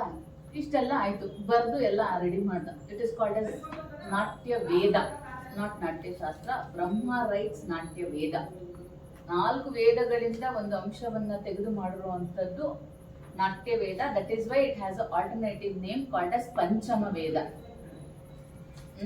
ಬೇರೆ ಬೇರೆದಕ್ಕೂ ಪಂಚಮ ವೇದ ಅಂತ ಹೇಳ್ತಾರೆ. ಅಂದ್ರೆ ಇದನ್ನೆಲ್ಲ ಹೇಳ್ತಾ ಹೋದ್ರೆ ಇಟ್ಸ್ ಟೂ ಬಿಗ್. ಯಾಕಂದ್ರೆ ನಮ್ಮಲ್ಲಿ ಈಗ ವೇದಗಳು ನಿಮ್ಗೆ ಗೊತ್ತಿದೆ, ಹಾಗಿದ್ರೆ ಆಯುರ್ವೇದ ಎಲ್ಲಿ ಬಂತು? ಆಯುರ್ವೇದನೂ ಬರ್ಬೇಕಲ್ವಾ. These are they we have 18 different types of Upavedas. ಅಂದ್ರೆ ಈ ಒಂದು ವೇದ ಅಂದ್ರೆ ಅದ್ರ ಒಳಗಡೆ ಬೇರೆ ಬೇರೆ ಸೆಗ್ಮೆಂಟ್ಸ್ ಇದೆ. ಅದ್ರೊಳಗಡೆ ನಿಮ್ಗೆ ಬೇರೆ ಬೇರೆ ವೇದಗಳು ಬರುತ್ತೆ ಸಬ್ಸ್ಟಿಟ್ಯೂಟ್ ಆಗಿ. ನಮ್ಗೆ ಅದಕ್ಕೆ ನಾನು ಒಂದು ಮಾತ್ರ ಎಕ್ಸಾಂಪಲ್ ಹೇಳಿದೆ. So out of this one small segment is which deals with medicine, that is Ayurveda. ಇದೆಲ್ಲದ್ರದ್ದುವೆ ನೀವು ಎಸೆನ್ಸ್ನ ಇದ್ರಲ್ಲಿ ನೋಡಬಹುದು. If you understand the whole book then you can really understand. ನಮ್ಗೆ ಗೊತ್ತಾಗಬೇಕಾಗಿರೋದು ಇಷ್ಟೇ, ಏನು ಅಂದ್ರೆ ಇಂದ್ರ ಬೇರೆಲ್ಲ ದೇವತೆಗಳ ಜೊತೆ ಬ್ರಹ್ಮನ ಹತ್ರ ಹೋಗ್ತಾನೆ. ನೋಡೋದಕ್ಕೆ ಕಣ್ಣಿಗೆ ರಂಜನೆಯಾಗಿರ್ಬೇಕು, ನಮ್ಮ ಬುದ್ಧಿಯನ್ನ ಹೆಚ್ಚಿಸುವಂಥದ್ದಿರ್ಬೇಕು, ಮತ್ತೆ ಸಾತ್ವಿಕವಾಗಿ ನಡೆಯುವಂಥದ್ದು, ಒಳ್ಳೆ ಗುಣಗಳನ್ನ ತರುವಂಥದ್ದು, ಹಸುರರು ಏನು ಕೆಟ್ಟದನ್ನು ಮಾಡ್ತಿದ್ದಾರೆ ಅದನ್ನ ಕಡಿಮೆ ಮಾಡ್ಕೊಳ್ಳುವಂಥದ್ದು, ಅವರು ಒಳ್ಳೆ ದಾರಿಯಲ್ಲಿ ಬರೋ ಹಾಗೆ ಎಜುಕೇಟ್ ಮಾಡುವಂಥದ್ದು ಏನಾದ್ರು ಕೊಡು ಅಂದಾಗ 4 ವೇದಗಳಿಂದ ಇವುಗಳನ್ನೆಲ್ಲ ಸೃಷ್ಟಿ ಮಾಡಿ ಅವನು ಯಾರಿಗೆ ಕೊಡ್ತಾನೆ? ಇಂದ್ರನ್ಗೆ ವಾಪಸ್ ಕೊಡ್ತಾನೆ. ಆಯ್ತಾ. ಇಂದ್ರ ಅದನ್ನ ತಗೊಂಡು ಅಧ್ಯಯನವನ್ನ ಮಾಡ್ತಾನೆ. ಬಟ್ ಅವನದು ಅರ್ಥ ಆದ್ರೂ ಅದನ್ನ ಪ್ರಯೋಗಕ್ಕೆ ತರೋದು ಹೇಗೆ, ಪ್ರಾಯೋಗಿಕವಾಗಿ ಅದನ್ನ ಮಾಡೋದು ಹೇಗೆ ಅನ್ನೋದ್ರ ಬಗ್ಗೆ ಅವನಿಗೆ ಕ್ಲಾರಿಟಿ ಇರೋದಿಲ್ಲ. ಅವನದ್ರಿಂದ ವಾಪಸ್ ಬಂದು ಹೇಳ್ತಾನೆ, ಇಂಥದ್ದನ್ನೆಲ್ಲ ಅಧ್ಯಯನ ಮಾಡಿ ಅರ್ಥ ಮಾಡಿಕೊಂಡು ಇದನ್ನ ಪ್ರಯೋಗ ಮಾಡೋದಕ್ಕೆ ಯಾರು ಸಿದ್ಧರು, ಯಾರು ಸಿದ್ಧಿಯನ್ನ ಮಾಡ್ಕೊಂಡಿದ್ದಾರೆ ಅಂತಂದ್ರೆ ಅದು ಋಷಿ ಮುನಿಗಳಿಂದ ಸಾಧ್ಯ ಅಂತ. ಯಾಕಂದ್ರೆ ಅವ್ರು ಬಹಳ ವರ್ಷಗಳ ಕಾಲ ತಪಸ್ಸು ಮಾಡಿರ್ತಾರೆ, ವೇದಗಳ ಅಧ್ಯಯನ ಅವ್ರು ಮಾಡಿರ್ತಾರೆ. ಈ ವೇದಕ್ಕೆ ಸರಿಯಾದ, ಈ ಸಾಲುಗಳಿಗೆ ಸರಿಯಾದ ಅರ್ಥವನ್ನ, ಅದನ್ನ ಹೇಗೆ ಪ್ರಯೋಗಕ್ಕೆ ತರಬೇಕು ಅನ್ನೋದು ಅವ್ರಿಗೆ ತುಂಬಾ ಚೆನ್ನಾಗಿ ಗೊತ್ತಿದೆ. ಹಾಗಾಗಿ ಇದನ್ನ ಅವರು ಅವ್ರು ಪ್ರಯೋಗ ಮಾಡಲಿ ಅಂತ ಹೇಳ್ತಾನೆ. ಸರಿ, ಹಾಗೆ ಯಾರು ಕೊಡೋಣ ಅಂತ ಇಷ್ಟೊಂದು ಮುನಿಗಳನ್ನ ನೋಡಿದಾಗ ಅದ್ರಲ್ಲಿ ಕಾಣಿಸೋದು ಒಬ್ಬ ಭರತ ಅಂತ.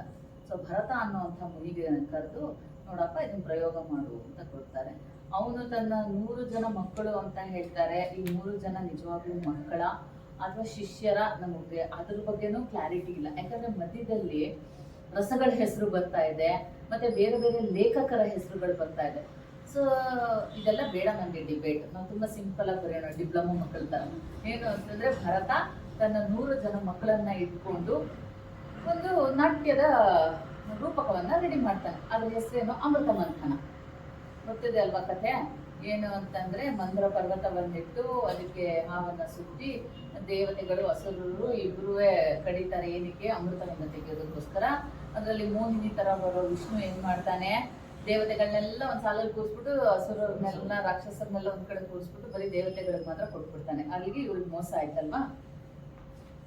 ಈ ತರದ್ ಒಂದ್ ಕಥೆನ ರೆಡಿ ಮಾಡಿರ್ತಾರೆ ಯಾರು? ಭರತ. ಮಾಡ್ಬಿಟ್ಟು ಬರ್ತಾನೆ ವಾಪಸ್ ಯಾರ ಹತ್ರ? ಬ್ರಹ್ಮನ ಹತ್ರ. ನೋಡಪ್ಪ ಬ್ರಹ್ಮ, ನೀನ್ ಕೊಟ್ಟಿದ್ದ ಪುಸ್ತಕವನ್ನ ಅಧ್ಯಯನ ಮಾಡಿ ನಾನು ನಾಟ್ಯದ ರೂಪಕವನ್ನ ತಯಾರು ಮಾಡಿದ್ದೀನಿ, ಎಲ್ಲಿ ಪ್ರಸ್ತುತ ಪಡಿಸ್ಬೇಕು, ಎಲ್ಲಿ ಇದನ್ನ ಪ್ರದರ್ಶನ ಮಾಡ್ಬೇಕು ಅಂತಂದಾಗ, ಇಂಥದ್ದೊಂದು ವೇದಗಳಿಂದ ಬಂದಿರುವಂತ ಸಾರ ಇದು, ಅದನ್ನಿಟ್ಟು ನೀನ್ ಇಂಥದ್ದೊಂದು ಮಾಡಿದ್ಯಾ ಅಂದ್ಮೇಲೆ ಅದಕ್ಕೊಂದು ಒಳ್ಳೆ ಸ್ಥಳ ಅವಕಾಶ ನೋಡೋಣ ಅಂತ ಹೇಳ್ತಾನೆ.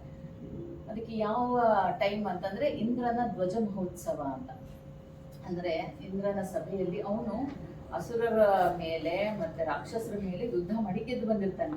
ಆ ವಿಜಯೋತ್ಸವವನ್ನ ಆಚರಣೆ ಮಾಡೋದಕ್ಕೆ, ಫಾರ್ ಎಕ್ಸಾಂಪಲ್ ಯಾವ್ದಾದ್ರು ರಾಜ ಇನ್ನೊಂದು ರಾಜನ ಮೇಲೆ ಯುದ್ಧ ಮಾಡಿ ಗೆದ್ದು ಬಂದ್ರೆ ಆ ವಿಜಯೋತ್ಸವವನ್ನ ಆಚರಣೆ ಮಾಡ್ತಾರೆ ಗೊತ್ತಾ? ಇದೇ ತಾನೇ ನಮ್ಮ ವಿಜಯದಶಮಿನೂ ಅದೇ ತರ. ಹಾಗೆ ಇಂದ್ರನ ಧ್ವಜ ಮಹೋತ್ಸವ ಅಂತ, ಫ್ಲಾಗ್ ಫೆಸ್ಟಿವಲ್ ಅಂತ ಇಂಗ್ಲಿಷ್ ನಲ್ಲಿ ಹೇಳ್ಬಹುದು. ಆ ಥರ ಫೆಸ್ಟಿವಲ್ ಮಾಡಿದಂಥ ಸಂದರ್ಭದಲ್ಲಿ ಇದನ್ನ ಮಾಡೋಣ ಅಂತ ಹೇಳ್ತಾನೆ, ಅದು ಫಿಕ್ಸು ಆಗುತ್ತೆ. ಅಲ್ಲಿಗೆ ಬರೀ ದೇವತೆಗಳು ಮಾತ್ರ ಬರೋದಿಲ್ಲ, ಬಟ್ ಅದ್ರ ಜೊತೆಗೆ ಸಾಕಷ್ಟು ಬಲಿಷ್ಠವಾದಂಥ ಅಸುರ ಕುಲದಲ್ಲಿ ಹುಟ್ಟಿದ್ರೂ ರಾಜರಾಗಿರುವಂಥ, ಫಾರ್ ಎಕ್ಸಾಂಪಲ್ ಈಗ ಬಲಿ ಚಕ್ರವರ್ತಿ ಇರಬಹುದು ಅಥವಾ ರಾವಣ ಇರ್ಬೋದು, ಈ ಥರ ಪರಾಕ್ರಮಿ ಆದಂಥವ್ರು ಇದ್ರು, ಅಂಥವ್ರನ್ನು ಕರೆದಿರ್ತಾರೆ. ಆ ಥರ ಎಷ್ಟೋ ಜನ. ಸೊ ಅದು ಇಟ್ಸ್ ಅ ಸಭಾ ಆಫ್ ಸುರ ಅಂಡ್ ಅಸುರಾಸ್ ಇಬ್ರು ಇರುವಂಥದ್ದು. ಇಲ್ಲಿ ನಾಟ್ಯದ ಪ್ರಯೋಗ ಆಗುತ್ತೆ. ನಾಂದಿ ಮಾಡ್ತಾರೆ.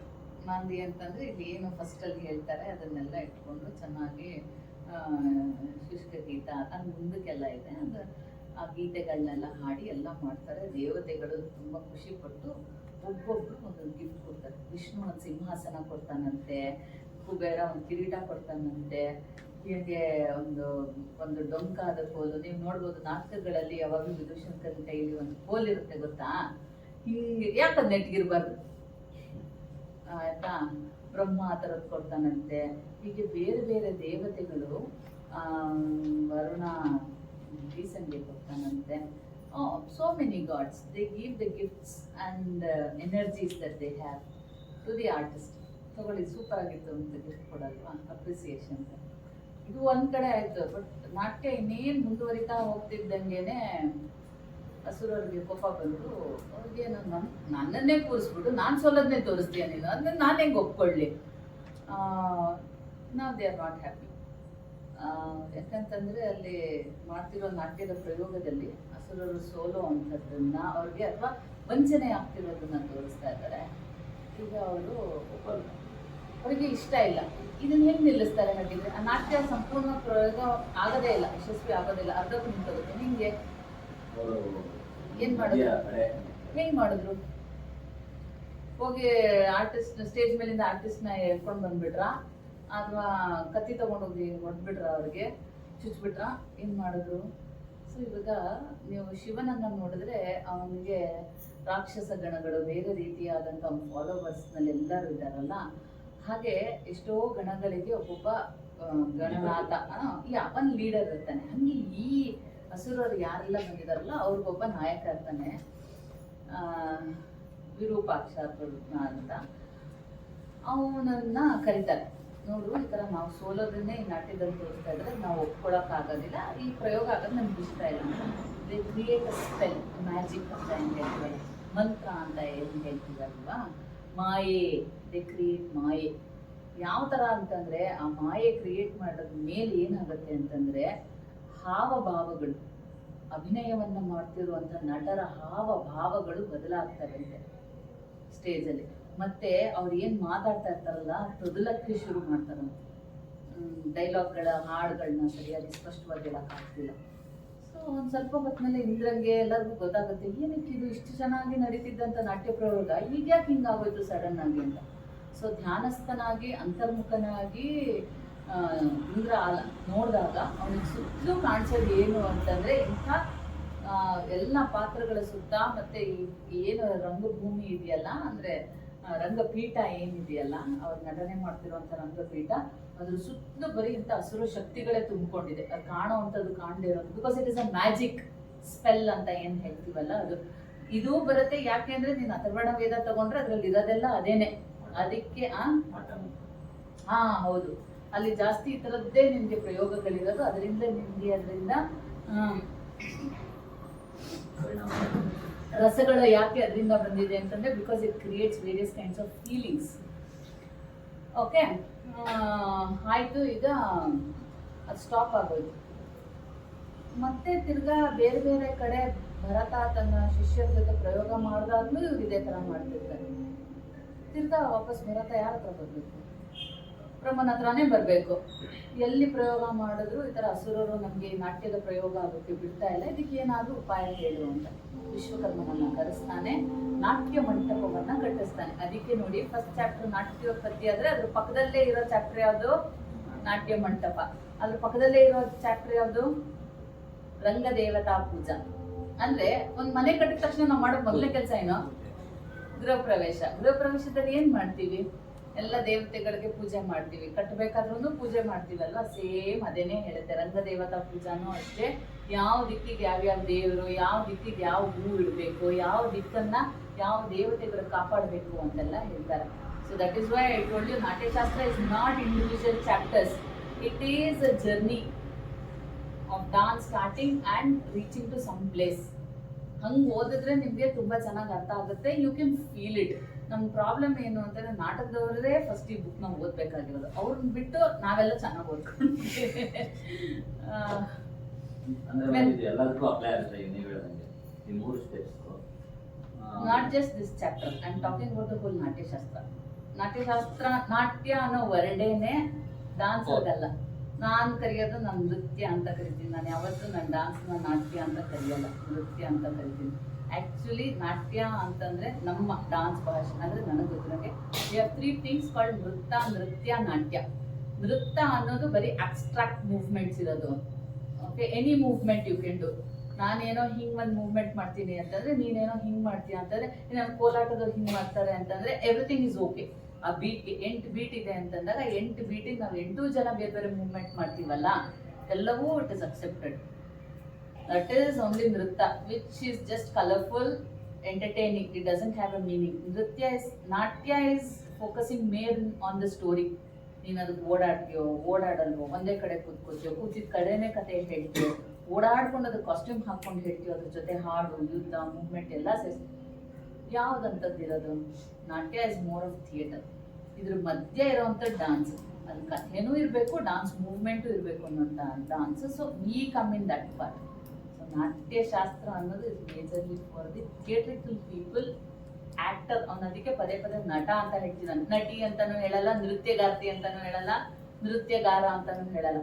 ಸೂತ್ರಧಾರ, ನಟ ಅಂತ ಯಾಕೆ ಹೇಳ್ತೀನಿ ನಾನು? These are the terms which is used in theatre ಅಲ್ವಾ. ನಮ್ಮ ಡಾನ್ಸಲ್ಲಿ ನಾವು ಯೂಸ್ ಮಾಡೋ ಟೆಕ್ನಿಕಲ್ ಟರ್ಮ್ಸೇ ಬೇರೆ. So the whole of the book has to be studied very well. ಅಂದರೆ ನಿಮಗೆ ನಿಜವಾಗ್ಲೂ ಥಿಯೇಟ್ರಲ್ಲಿ ಏನಾದ್ರು ಮಾಡಬೇಕು, ನಾನು ಚೆನ್ನಾಗಿ ಒಂದು ಪರ್ಫಾರ್ಮ್ ಮಾಡಬೇಕು, ಕಲ್ತ್ಕೋಬೇಕು, ಬೇರೆ ಯಾವುದೇ ಡೈರೆಕ್ಟರ್ ಜೊತೆ ಕೆಲಸ ಮಾಡಿದಾಗಲೂ ನನಗೆ ಅದರ ಎಸೆನ್ಸ್ ಅರ್ಥ ಆಗಬೇಕು. I should be A good actor on stage ಅಂತ ಬಂತು ಅಂದರೆ 36 ಚಾಪ್ಟರ್ ಕಲೀರಿ ಅಂತ ಹೇಳಲ್ಲ, ಅಟ್ಲೀಸ್ಟ್ ಒಂದು 10 ಚಾಪ್ಟರ್ ಆದರೂ ಚೂರಾದರೂ ನಾಲೆಡ್ಜ್ ಇದ್ದರೆ ಗೊತ್ತಾಗತ್ತೆ. ಆ್ಯಂಡ್ ತುಂಬ ಜನದ ನಾಟಕಗಳನ್ನ ನೋಡಿ, ದ ಎಕ್ಸ್ಪೆರಿಮೆಂಟ್ ಇಸ್ ವಂಡರ್ಫುಲ್. ನಾನು ಆದಿಶಕ್ತಿ ಟೀಮ್ದು ನಾಟಕ ನೋಡಿದಾಗ, ಅಥವಾ ಸುರಭಿ ತಂಡದವ್ರದ್ದು ನಾಟಕ ನೋಡಿದಾಗ, ದ ಆಹಾರ ಇಸ್ ಸೋ ಬ್ಯೂಟಿಫುಲ್. ಸ್ಟೇಜಲ್ಲಿ ಒಂದು ಫೌಂಟೇನ್ ಬರುತ್ತೆ, ಒಂದು ಪಾರಿವಾಳ ಹಿಂಗೆ ಹೋಗುತ್ತೆ, ಅಲ್ಲೇ ಒಂದು ಗಾರ್ಡನ್ನೇ ಓಪನ್ ಆಗುತ್ತೆ. ನೋಡಿದ್ದೀರಾ ನೀವು ಯಾರಾದ್ರೂ ಸುರಭಿದು ನಾಟಕಗಳನ್ನ? ಹೈದರಾಬಾದ್ ಒಂದು ಟೀಮ್ ಅಂತ ಹೇಳಿದ್ದೆ ನಿಮಗೆ, ಸುರಭಿ. 7 ಜನರೇಷನ್ಸ್ 6 ಜನರೇಷನ್, ಒಂದೇ ಮನೆಯಲ್ಲಿ 70 ಜನ ಇದ್ದಾರೆ. ಅವರೇ ಎಲ್ಲ ಮಾಡ್ಕೊಂಡು ಅವರೇ ಆಕ್ಟ್ ಮಾಡ್ತಾರೆ. They keep travelling. You have to see their play. It is so wonderful. I tell you, ನಾಟಕ ಎಷ್ಟು ಚೆನ್ನಾಗಿದೆಯೋ ಅದರ ಆಹಾರ ಅದರ 4ರಷ್ಟು. ಯಾವ ಫಿಲಮಲ್ಲಿ ಏನು ಕ್ರಿಯೇಟ್ ಮಾಡ್ತಾನೆ, ಸ್ಟೇಜಲ್ಲಿ ಕ್ರಿಯೇಟ್ ಮಾಡ್ತಾನೆ ಬ್ಯೂಟಿನ. Well, let's not deviate. ಹಿಂಗೆ ಬಿಟ್ಟರೆ ನಾನು 3 ದಿನ ಮಾತಾಡ್ತೀನಿ. ಓಕೆ, ದೆನ್ ನಾಟ್ಯ ಮಂಟಪವನ್ನ ಕಟ್ತಾರೆ. ಕಟ್ಟಿದ ಮೇಲೆ 4 ಮೇನ್ ಪಿಲ್ಲರ್ಸ್ ಅಂತ ಏನು ಹೇಳ್ತೀವಿ ಗೊತ್ತಾ? ಯಾವಾಗಲೂ ಒಂದು ಮನೆ ಕಟ್ಟಬೇಕಾದ್ರೆ 4 ಮುಖ್ಯ ಪಿಲ್ಲರ್ಸ್ಗಳನ್ನ ಹಾಕ್ತೀವಲ್ಲ, ಕಂಬಗಳನ್ನ. ಅದು ಚತುರ್ವರ್ಣಗಳು, ಅಂದರೆ 4 ವರ್ಣದ ದೇವತೆಗಳು ಅದನ್ನ ಕಾಯಬೇಕು ಅಂತ. ಹಾಗೆ ಮೇಲ್ಗಡೆ ಸೀಲಿಂಗ್ ಅನ್ನ, ಸುತ್ತಲೂ ಇರುವಂಥ ಕಿಟಕಿ ಆದಿಯಾಗಿ ಒಂದು ಬಾಗಿಲು, ಮುಂದೆ ಇರೋ ಜಾಗ ಎಲ್ಲವನ್ನು ಬೇರೆ ಬೇರೆ ದೇವತೆಗಳಿಗೆ ಅವನು ಸೂಚಿಸ್ತಾನೆ, ನೀವು ಇದನ್ನ ಕಾಯಬೇಕು ಅಂತ. ಎಲ್ಲದನ್ನು ನಾನು ಹೇಳಲ್ಲ, ಕೆಲವೊಂದು ಮಾತ್ರ ಹೇಳ್ತೀನಿ. ಫಾರ್ ಎಕ್ಸಾಂಪಲ್, ಈಗ ರಂಗಪೀಠ ಅಂತಿದೆ ಅಂತ ಗೊತ್ತಾ? Very centre of the stage ಸ್ವಯಂ ಬ್ರಹ್ಮ ಅಲ್ಲಿ ಸ್ಥಿತನಾಗಿರ್ತಾನಂತೆ. ಓಕೆ, ಅಂಡ್ ನಾಟಕದಲ್ಲಿ ಬರುವಂತ ನಾಯಕನ ಪಾತ್ರವನ್ನ ಸ್ವಯಂ ಇಂದ್ರನೇ ರಕ್ಷಿಸ್ತಾನೆ ಅಂತ. ನಾಯಕಿ ಅಂದ್ರೆ ಹೀರೋಯಿನ್ ರೋಲ್ ಮಾಡೋ ಪಾತ್ರವನ್ನ ಸರಸ್ವತಿ ಯಾವಾಗಲೂ ರಕ್ಷಣೆ ಮಾಡಬೇಕು ಅಂತ. ಅಂಡ್ ಯಾವಾಗಲೂ ಅಷ್ಟೇ, ನೀವು ಏನೇ ಒಂದು ನಾಟಕ ಮಾಡಿ, ಏನೇ ಡಾನ್ಸ್ ಮಾಡಿ, ಅದಕ್ಕೆ ಒಂದು ರಂಗಪೂಜೆ ಅಥವಾ ಒಂದು ನಾಂದಿ ಆ ಥರದ್ದು ಒಂದು ಮಾಡದೇನೆ ಶುರು ಮಾಡಬಾರ್ದು ಅಂತ. ಹಾಗೆ ಮಾಡಿದಂತಹ ನಟರಾಗ್ಲಿ, ನೋಡಿದಂಥವ್ರು ಆಗಲಿ, ಅವ್ರು ಪಶುಗಳಾಗಿ ಹುಡ್ತಾರೆ, ಮತ್ತೆ ಅವರಿಗೆ ಅಪಜಯ ಆಗುತ್ತೆ, ಅಪಕೀರ್ತಿ ಬರುತ್ತೆ, ಮರಣ ಆಗುತ್ತೆ. ಇದೆಲ್ಲವೂ ಮುಂದಿನ ಅಧ್ಯಾಯಗಳಲ್ಲಿ ಹೇಳ್ತಾರೆ. ಸೊ ಇವಾಗ ಇದೆಲ್ಲದ್ರಿಂದ ತೊಂದರೆ ಆಗ್ತಿದೆ ಅಂತ ಭರತ ಕೇಳಿದ್ದಕ್ಕೆ ವಿಶ್ವಕರ್ಮನನ್ನ ಕರೆಸಿ ಆಡಿಟೋರಿಯಂ ಕಟ್ಟಿಸಿ ಎಲ್ಲ ಆಯ್ತು. ಸಾಕಷ್ಟು ಪ್ರದರ್ಶನಗಳನ್ನ ಮಾಡ್ತಿದ್ದಾರೆ. ಈಗ ಬೇರೆ ಬೇರೆ ಡಾನ್ಸ್ಗಳನ್ನ, ನಾಟಕಗಳನ್ನ ಮಾಡ್ತಿದ್ದಾರೆ. ಈ ವಿಷಯ ಯಾರಿಗೆ ಗೊತ್ತಾಗುತ್ತೆ ಅಂತಂದ್ರೆ, ಈ ಮಧ್ಯದಲ್ಲಿ ಇನ್ನೊಂದಾಗಿರುತ್ತೆ ಏನಂದ್ರೆ ಮೊದಲನೇ ಪ್ರಯೋಗ ಆದ್ಮೇಲೆ ಬ್ರಹ್ಮ ಒಂದು ವಿಷಯನ ಗಮನಿಸಿರ್ತಾನೆ, ಏನು ಅಂತಂದ್ರೆ 4 ವೃತ್ತಿನೂ ಕ್ರಿಯೇಟ್ ಮಾಡಿದಾನಲ್ವಾ, ಅದ್ರಲ್ಲಿ ಭಾರತಿ, ಆರ್ಭಟಿ ಮತ್ತೆ ಸಾತ್ವತಿದು ಪ್ರಯೋಗ ಆಗಿರುತ್ತೆ, ಕೈಶಿಕಿ ಪ್ರಯೋಗ ಆಗಿರಲ್ಲ. ಯಾಕೆ ಕೈಶಿಕಿ ವೃತ್ತಿಯ ಪ್ರಯೋಗ ಆಗಿಲ್ಲ ಅಂತ ಬ್ರಹ್ಮ ಕೇಳ್ತಾನೆ. ಅವಾಗ ಭರತ ಹೇಳ್ತಾನೆ, ನಾನಿದನ್ನ ನಟರಾಜನ ನೃತ್ಯದಲ್ಲಿ ನೋಡಿದ್ದೀನಿ, ಆಯ್ತಾ. This is a contradicting. ನೀವೆಲ್ಲರೂ ಏನ್ ಅನ್ಕೊಂಡಿರ್ತೀರಾ, ಶಿವನ್ ಡಾನ್ಸ್ ಅಂದ್ರೆ ಹೆಂಗಿರುತ್ತೆ ಅಂತ, ಫೋರ್ಸ್ಫುಲ್ ಆಗಿರುತ್ತೆ ಅಂತ ಅಲ್ವಾ. ಅಲ್ಲಿ ತಾಂಡವ ಅಂತ ಅನ್ನೋ ವರ್ಡ್ ಮಾತ್ರ ಇದೆ. ಸೊ ಅದು ಉದಾತ್ತವಾಗಿ ಫೋರ್ಸ್ಫುಲ್ ಆಗಿ ಮಾಡಿದ್ರೆ ಮಾತ್ರ ತಾಂಡವ, ಅದನ್ನೇ ತುಂಬಾ ಸಾಫ್ಟ್ ಆಗಿ ಲಾಲಿತ್ಯವಾಗಿ ಮಾಡಿದ್ರೆ ಅದನ್ನ ಸುಕುಮಾರ ಅಂತ ಕರಿತೀವಿ. ಸೊ ಇಲ್ಲಿ ಎಲ್ಲೂ ಜೆಂಡರ್ ಬಯಾಸ್ ಇಲ್ಲ ಡಾನ್ಸ್ಗೆ. ನಾನೇ ಈ ಮೂವ್ಮೆಂಟ್ ನ ಹಿಂಗ್ ಮಾಡಿದ್ರೆ ಅದು ಫೋರ್ಸ್ಫುಲ್, ಅದನ್ನ ಹಿಂಗ್ ಮಾಡಿದ್ರೆ ಅದೇ ಲಾಸ್ಯ. ಸೊ ಈ ಕಡೆ ನಾನು ತಾಂಡವ ಮಾಡಿದ್ರೆ ಈ ಕಡೆ ಅದನ್ನೇ ನಾನು ಲಾಸ್ಯ ಮಾಡ್ಬೋದು. ಹಿತ್ ತಾಮ್ ಮಾಡಿದ್ರೆ ಅದನ್ನೇ ಇಲ್ಲಿ ಹಿತ್ ತಾಮ್ ಮಾಡಿದ್ರೆ ಇಲ್ಲಿ ಲಾಸ್ಯ. There is no gender bias. It is how I want to do that. ನನಗೆ ಫೋರ್ಸ್ಫುಲ್ ಆಗಿ ಮಾಡ್ಬೇಕಾ. ಸೊ ಇದನ್ನ ನಾನು ಶಿವನ ನರ್ತನದಲ್ಲಿ ನೋಡಿದ್ದೀನಿ, ಅದು ಸುಂದರವಾಗಿರುತ್ತೆ. ಅದಕ್ಕೆ ಒಳ್ಳೆಯ ವೇಷಭೂಷಣ, ಪ್ರಸಾದನ ಮತ್ತೆ ಲಾಲಿತ್ಯ ಇರೋ ಹಾಗೆ ಮಾಡಬೇಕು, ಗ್ರೇಸ್ ಇರಬೇಕು ಅಂತಂದಾಗ ಅದಕ್ಕೋಸ್ಕರ ಬ್ರಹ್ಮ 24 ಅಪ್ಸರೆಯರನ್ನ ಸೃಷ್ಟಿ ಮಾಡ್ಕೊಡ್ತಾನೆ. 24 ಅಪ್ಸರೆಯರ ಹೆಸರು ಬೇಕು ಅಂತಂದ್ರೆ ಇದರಲ್ಲೇ ಇದೆ. 4 ಹೆಸರು ಏನಾದ್ರು ಕಲ್ತ್ಕೋತೀನಿ ಅಂದ್ರೆ ಕಲ್ತ್ಕೋಬಹುದು. 100 ಜನ ಗಂಡು ಮಕ್ಕಳ ಹೆಸರು ಇದೆ, 24 ಅಪ್ಸರೆಯರ ಹೆಸರು ಇದೆ ಇದರಲ್ಲಿ. Of course we don't go to study all that in detail. ಬೇಕು ಅಂದ್ರೆ ಮಾತ್ರ nobody goes into that there. So ಇವಾಗ ಎಲ್ಲ ವೃತ್ತಿಗಳ ಪ್ರಯೋಗ ಆಯ್ತು, ಆಡಿಟೋರಿಯಂ ಆಗಿದೆ, ಎಲ್ಲರೂ ಚೆನ್ನಾಗಿ ಪರ್ಫಾರ್ಮ್ ಮಾಡ್ತಿದ್ದಾರೆ. ಸೊ ಇಷ್ಟೆಲ್ಲ ಡಾನ್ಸ್ ಇಲ್ಲೆಲ್ಲೆಲ್ಲ ಸ್ವರ್ಗಲೋಕದಲ್ಲಿ ನಡೀತಿದೆ ಅಂತ ದೂರದಲ್ಲಿ ಕೈಲಾಸದಲ್ಲಿ ಕೂತಿರೋ ಶಿವನ್ ಗೊತ್ತಾಗುತ್ತೆ. ಈ ಕಾಲ್ಸ್ ಫಾರ್ ದ ಆರ್ಟಿಸ್ಟ್, ನಮ್ಮ ಕೈಲಾಸದಲ್ಲಿ ಬಂದು ನೃತ್ಯ ಮಾಡಿ ಅಂತ. ಸೊ ಇವನು ಎಲ್ಲರನ್ನೂ ಕರ್ಕೊಂಡ್ಬರ್ತಾನೆ. ಅಲ್ಲಿಗೆ ಹೋದ್ಮೇಲೆ ಶಿವನ್ ಮುಂದೆ ಹೋದಾಗ ಅಲ್ಲಿ ಏನ್ ಮಾಡ್ಬೋದು, ಯಾವ ಥರ ಸ್ಟೋರಿ ಮಾಡ್ಬೋದು. ಈಗ ನಾವು ಸಿಚುವೇಶನ್ ತಕ್ಕಂತಾನೆ, ಅದಕ್ಕೆ ತಕ್ಕಂಗೆ ಫೆಸ್ಟಿವಲ್ ತಕ್ಕಂಗೆನೆ ನಾವು ನಮ್ಮ ಕೊರಿಯೋಗ್ರಫೀಸ್ ಮಾಡಿರ್ತೀವಿ ಅಥವಾ ನಮ್ಮ ಪ್ಲೇಗಳನ್ನ ಮಾಡಿರ್ತೀವಿ. ತ್ರಿಪುರ ದಹನ ಅಂತ ಅಂದ್ರೆ 3 ಪುರಗಳು, ಒಂದು ಸ್ವರ್ಗಲೋಕದಲ್ಲಿ, ಇನ್ನೊಂದು ಅಂತರಿಕ್ಷದಲ್ಲಿ, ಇನ್ನೊಂದು ಕೆಳಗಿರುವಂತ 3 ಊರುಗಳಲ್ಲಿ 3 ರಾಕ್ಷಸರು ಇರ್ತಾರೆ. ಒಂದೇ ಬಿಲ್ನಲ್ಲಿ ಒಂದೇ ಸಲ ಕೂಡಿದ್ರೆ ಮಾತ್ರ ಅವ್ರು ಸಾಯೋದು. ಹೇಗೆ ನೀವು ವಿಷ್ಣುವಿನ ದಶಾವತಾರ ಗೊತ್ತಿದೆ ಅಲ್ವಾ, ಅಂದ್ರೆ ಧರ್ಮ ಸಂಸ್ಥಾಪನಾರ್ಥಾಯ ಸಂಭವಾಮಿ ಯುಗೆ ಯುಗೆ ಅನ್ನೋದು. ಅಂದ್ರೆ ಧರ್ಮವನ್ನ ಸಂಸ್ಥಾಪನೆ ಮಾಡೋದಕ್ಕೋಸ್ಕರ ಅವ್ನು ಮತ್ತೆ ಮತ್ತೆ ಬೇರೆ ಬೇರೆ ಯುಗದಲ್ಲಿ ಬೇರೆ ಬೇರೆ ಅವತಾರವನ್ನೇ ಎತ್ತಿದ್ದಾನೆ. ಯಾರು? ವಿಷ್ಣು. ಹಾಗಾದ್ರೆ ಶಿವ ಏನ್ ಮಾಡಿದ್ದಾನೆ? Shiva doesn't get Born again and again, but he does ತಾಂಡವ. ಅಂದ್ರೆ 7 ಬೇರೆ ಬೇರೆ ತಾಂಡವಗಳಿದೆ, ಅದನ್ನೇ ಸಪ್ತ ತಾಂಡವ ಅಂತ ಕರಿತೀವಿ. ಬೇರೆ ಬೇರೆ ಈ ತರ ಸಿಚುವೇಶನ್ಗಳಲ್ಲಿ ಅವ್ನು ಡಾನ್ಸ್ ಮಾಡಿದ್ದಾನೆ, ಆಯ್ತಾ. ಒಂದು ನಿಮಗೆ ತುಂಬಾ ಗೊತ್ತಿರೋದು ಒಂದು ಯಾವ್ದು ಅಂದ್ರೆ ಸಂಹಾರ ತಾಂಡವ ಅಂತಿದೆ. ಯಾವ್ದು ಅಂತಂದ್ರೆ ಭಕ್ತ ಮಾರ್ಕಂಡೇಯನ ಕತೆ. ಅವ್ನಿಗೆ 16 ವರ್ಷ ಆಗ್ತಿದ್ದಂಗೆ ಅವ್ನ ಜೀವನ ತಗೊಂಡು ಹೋಗೋದಕ್ಕೆ ಅಮ್ಮ ಬಂದಿರ್ತಾನೆ. ಆಗ ಅವನನ್ನ ಬಂದು ಕಾಪಾಡುವಂಥದ್ದು, ಯಾಕಂದ್ರೆ ಅವನು ಶಿವನ್ ಭಕ್ತ ಆಗಿರ್ತಾನೆ. ಸೊ ಅಲ್ಲಿ ಬಂದು ಯವನನ್ನ ಸ್ಟಾಪ್ ಮಾಡಿ ಮಾರ್ಕಂಡೇಯನನ್ನ ಉಳಿಸ್ತಾನಲ್ವ. ಈ ತರದ್ದು 7 ಬೇರೆ ಬೇರೆ ಕತೆ ಇದೆ. ಅದರಲ್ಲಿ ತ್ರಿಪುರ ತಾಂಡವ ಅನ್ನುವಂಥದ್ದು ಒಂದು ಔಟ್ ಆಫ್ ದ 7 ತಾಂಡವಾಸ್ ತ್ರಿಪುರ ತಾಂಡವ, ತ್ರಿಪುರ ದಹನ ಅನ್ನುವಂಥದ್ದು ಒಂದು ತಾಂಡವದ ಕತೆ. ಅಂದ್ರೆ 3 ಪುರದಲ್ಲಿರುವಂತಹ ರಾಕ್ಷಸರನ್ನ ಒಂದೇ ಬಿಲ್ಲಿನಿಂದ ಹೊಡೆದು ಸಾಯಿಸುವಂಥದ್ದು. ಇದು ಶಿವ. ಸೊ ಓನ್ಲಿ ದೇರ್ ಅವ್ನು ತ್ರಿಶೂಲ ಬಿಟ್ಟು ಬಿಲ್ಲು ಬಾಣ ಹಿಡಿದಿರೋ ಶಿವನನ್ನ ನೀವೇನಾದ್ರು ನೋಡಿದ್ರೆ, ಶಿವ ಹೆಂಗ್ ಬಿಲ್ಲು ಬಾಣ ಇಟ್ಕೊಂಡಿದ್ದಾನೆ, ರಾಮ ತಾನೇ ಇಟ್ಕೋಬೇಕು ಅನ್ನೋ ನಿಮ್ಗೆ ಡೌಟ್ ಬಂದ್ರೆ ದಿಸ್ ಇಸ್ ದ ಸ್ಟೋರಿ. ಅವನು ಅಲ್ಲಿ ಪಿನಾಕಧರ ಆಗ್ತಾನೆ. ಚಂದ್ರಚೂಡ ಶಿವ ಹಾಡ್ ಕೇಳಿದ್ದೀರಾ? ಹಾಡ್ ಫುಲ್ ಕೇಳಿ. ಪಿನಾಕಧರ ಅಂತ ಬರುತ್ತೆ, ಗಂಗಾಧರ ಪಿನಾಕಧರ ಅಂತ. ಪಿನಾಕ ಅಂತಂದ್ರೆ ಬಿಲ್ಲು ಬಾಣವನ್ನ ಇಟ್ಕೊಂಡ್ರು ಅಂತ ಶಿವ. Only there. ಈ ಕಥೆನ ಅಲ್ಲಿ ಮಾಡ್ತಾರೆ ಹೋಗ್ಬಿಟ್ಟು ಎಲ್ಲಿ ಶಿವನ್ ಮುಂದೆ. So he is very happy, ತುಂಬಾ ಚೆನ್ನಾಗಿದೆ ಅಂತೆಲ್ಲ ನೋಡಿ ಅವ್ನು ಏನ್ ಹೇಳ್ತಾನೆ ಅಂತಂದ್ರೆ, ನಾಟ್ಯಕ್ಕೆ ಅಧಿದೇವತೆ ನಾನು ಮಾಡೋ ನರ್ತನದ ವೈಶಿಷ್ಟ್ಯ ಇದೆಯಲ್ಲ, ಕರ್ಣಗಳು ಅಂಗಹಾರಗಳು ಅಂತ ಹೇಳ್ತೀವಿ. ಕರ್ಣ ಅಂಗಹಾರ ಅಂದ್ರೆ ನಿಮ್ಗೆ ಸುಮ್ಮನೆ ಒಂದು ಸಿಂಪಲ್ ಆಗಿ ಹೇಳಕ್ಕಾಗಲ್ಲ. ಈಗ ನಾನೇನೋ ಕೈ ಹಿಂಗಂದ್ರೆ ಇದೊಂದು ಮೂವ್ಮೆಂಟ್, ಅದನ್ನೇ ನೆಕ್ಸ್ಟ್ ಹಿಂಗಂದ್ರೆ ಅದೊಂದು ಮೂವ್ಮೆಂಟ್.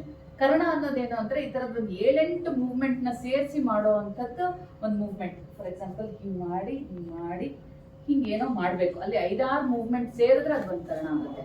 ಈ ತರದ್ ಒಂದು 8-10 ಮೂವ್ಮೆಂಟ್ ಸೇರಿದ್ರೆ ಅದೊಂದು ಅಂಗಹಾರ ಆಗುತ್ತೆ.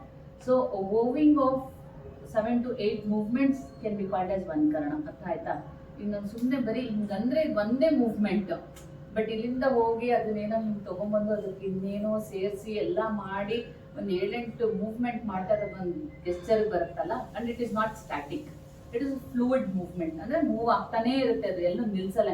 ಈಗ ನಿಂತ್ಕೋತಾನಲ್ಲ ಶಿವನ್ ಪೋಸು, ಅದು ಪೋಸ್ ಅಲ್ಲ, ಅದು ಆಕ್ಚುಲಿ ಇಟ್ಸ್ ಮೂವಿಂಗ್. ಅದೆಲ್ಲೋ ಒಂದು ಟೈಮ್ನಲ್ಲಿ ಫೋಟೋ ತೆಕ್ಕೋತೀರಾ ಗೊತ್ತಾ, ಫ್ರೀಸ್ ಆಗಿರೋವಂಥದ್ದು ಆ ಥರದ್ದು. ಅಂಥದ್ದನ್ನ ನೀನು ಡಾನ್ಸಿಗೆ ಸೇರಿಸ್ಕೋ ಅಂತ ಹೇಳ್ತಾನೆ ಯಾರು, ಶಿವ. ದೆನ್ ಅದನ್ನು ಆ್ಯಡ್ ಮಾಡ್ಕೊಳ್ತಾರೆ. ಅದೆಲ್ಲ ಆದಮೇಲೆ ಇವಾಗ ಸ್ಟೇಜಲ್ಲಿ ಹೆಂಗೆ ಪರ್ಫಾರ್ಮ್ ಮಾಡಬೇಕು ಅಂತ ಇದೆಲ್ಲ ಕತೆ ಹೇಳಲ್ಲ ನಾನೀಗ. ಸೊ ಇವಾಗ already we have come to 4th chapter. ನಾಟ್ಯೋತ್ಪತ್ತಿನಲ್ಲಿ ಹೆಂಗೆ ಉತ್ಪತ್ತಿ ಆಯಿತು ಅಂತ ಗೊತ್ತಾಯ್ತು, ಫಸ್ಟ್ ಪರ್ಫಾರ್ಮೆನ್ಸ್ ಹೆಂಗಾಯ್ತು ಗೊತ್ತಾಯ್ತು, ಅದು ಹೆಂಗೆ ಹಾಳಾಯಿತು ಅಂತ ಗೊತ್ತಾಯ್ತು. ಆಡಿಟೋರಿಯಂ ಕಟ್ಟಿದ್ದಾರೆ, 3 ಬೇರೆ ಬೇರೆ ಆಡಿಟೋರಿಯಂ ಕಟ್ತಾರೆ, ಒಂದು ದೇವತೆಗಳಿಗೆ, ಒಂದು ರಾಜರುಗಳಿಗೆ, ಒಂದು ನಮ್ಮಂಥ ಮನುಷ್ಯರಿಗೆ. ದೇವತೆಗಳಿಗೆ ಮಾತ್ರ ಹಸ್ತ ಅಂತ ಕರೀತಾನೆ, ನಾವು ಹೆಂಗೆ ಸ್ಕ್ವೇರ್ ಫೀಟ್ ಅಂತ ಹೇಳ್ತೀವಿ, ಅದು ಹಸ್ತ ಅಂತ ಮೆಜರ್ಮೆಂಟ್. ದೇವತೆಗಳಿಗೋಸ್ಕರ ಮಾತ್ರ ಯಾಕೆ 108 ಅಥವಾ 64 ಅಷ್ಟು ದೊಡ್ಡದು ಅಂತಂದ್ರೆ ಪರಾಕ್ರಮಗಳು ಜಾಸ್ತಿ, ಅಲ್ಲಿ ಸಂಖ್ಯೆ ಜಾಸ್ತಿ, ಅಮಾನುಷವಾದಂಥ ಕ್ರಿಯೆಗಳು ಜಾಸ್ತಿ. ಅಮಾನುಷ ಅಂದ್ರೆ ಮನುಷ್ಯನ ಮಿತಿಗಿಂತ ಮೀರಿದಂತಹ ಕ್ರಿಯೆಗಳು ಜಾಸ್ತಿ. ಹೆಂಗೆ ಹೇಳೋ, ಪಿಕ್ಚರಲ್ಲಿ ನೋಡಿದ್ಯಾ ಅಲ್ವಾ, ಒಂದು ಬಿಲ್ ಬಿಟ್ರೆ ಎಷ್ಟು ಬಿಲ್ ಆಗುತ್ತೆ ಹೇಳೋ, ಹೋಗ್ತಿದ್ರೆ ಸಿಂಗಿ ಅಂತ 10 ಬಿಲ್ ಆಗುತ್ತೆ. ಅಂದ್ರೆ ಇಲ್ಲಿಂದ ಒಂದು ಫೈರ್ ಹೋಗ್ತಿದ್ದಂಗೆ ಅದು 20 ಕಡೆ ಹಿಂಗ್ ಬರುತ್ತೆ. So to show all that eccentric things, number is more, there is lot of eccentric things happening in good and ಬ್ಯಾಡ್.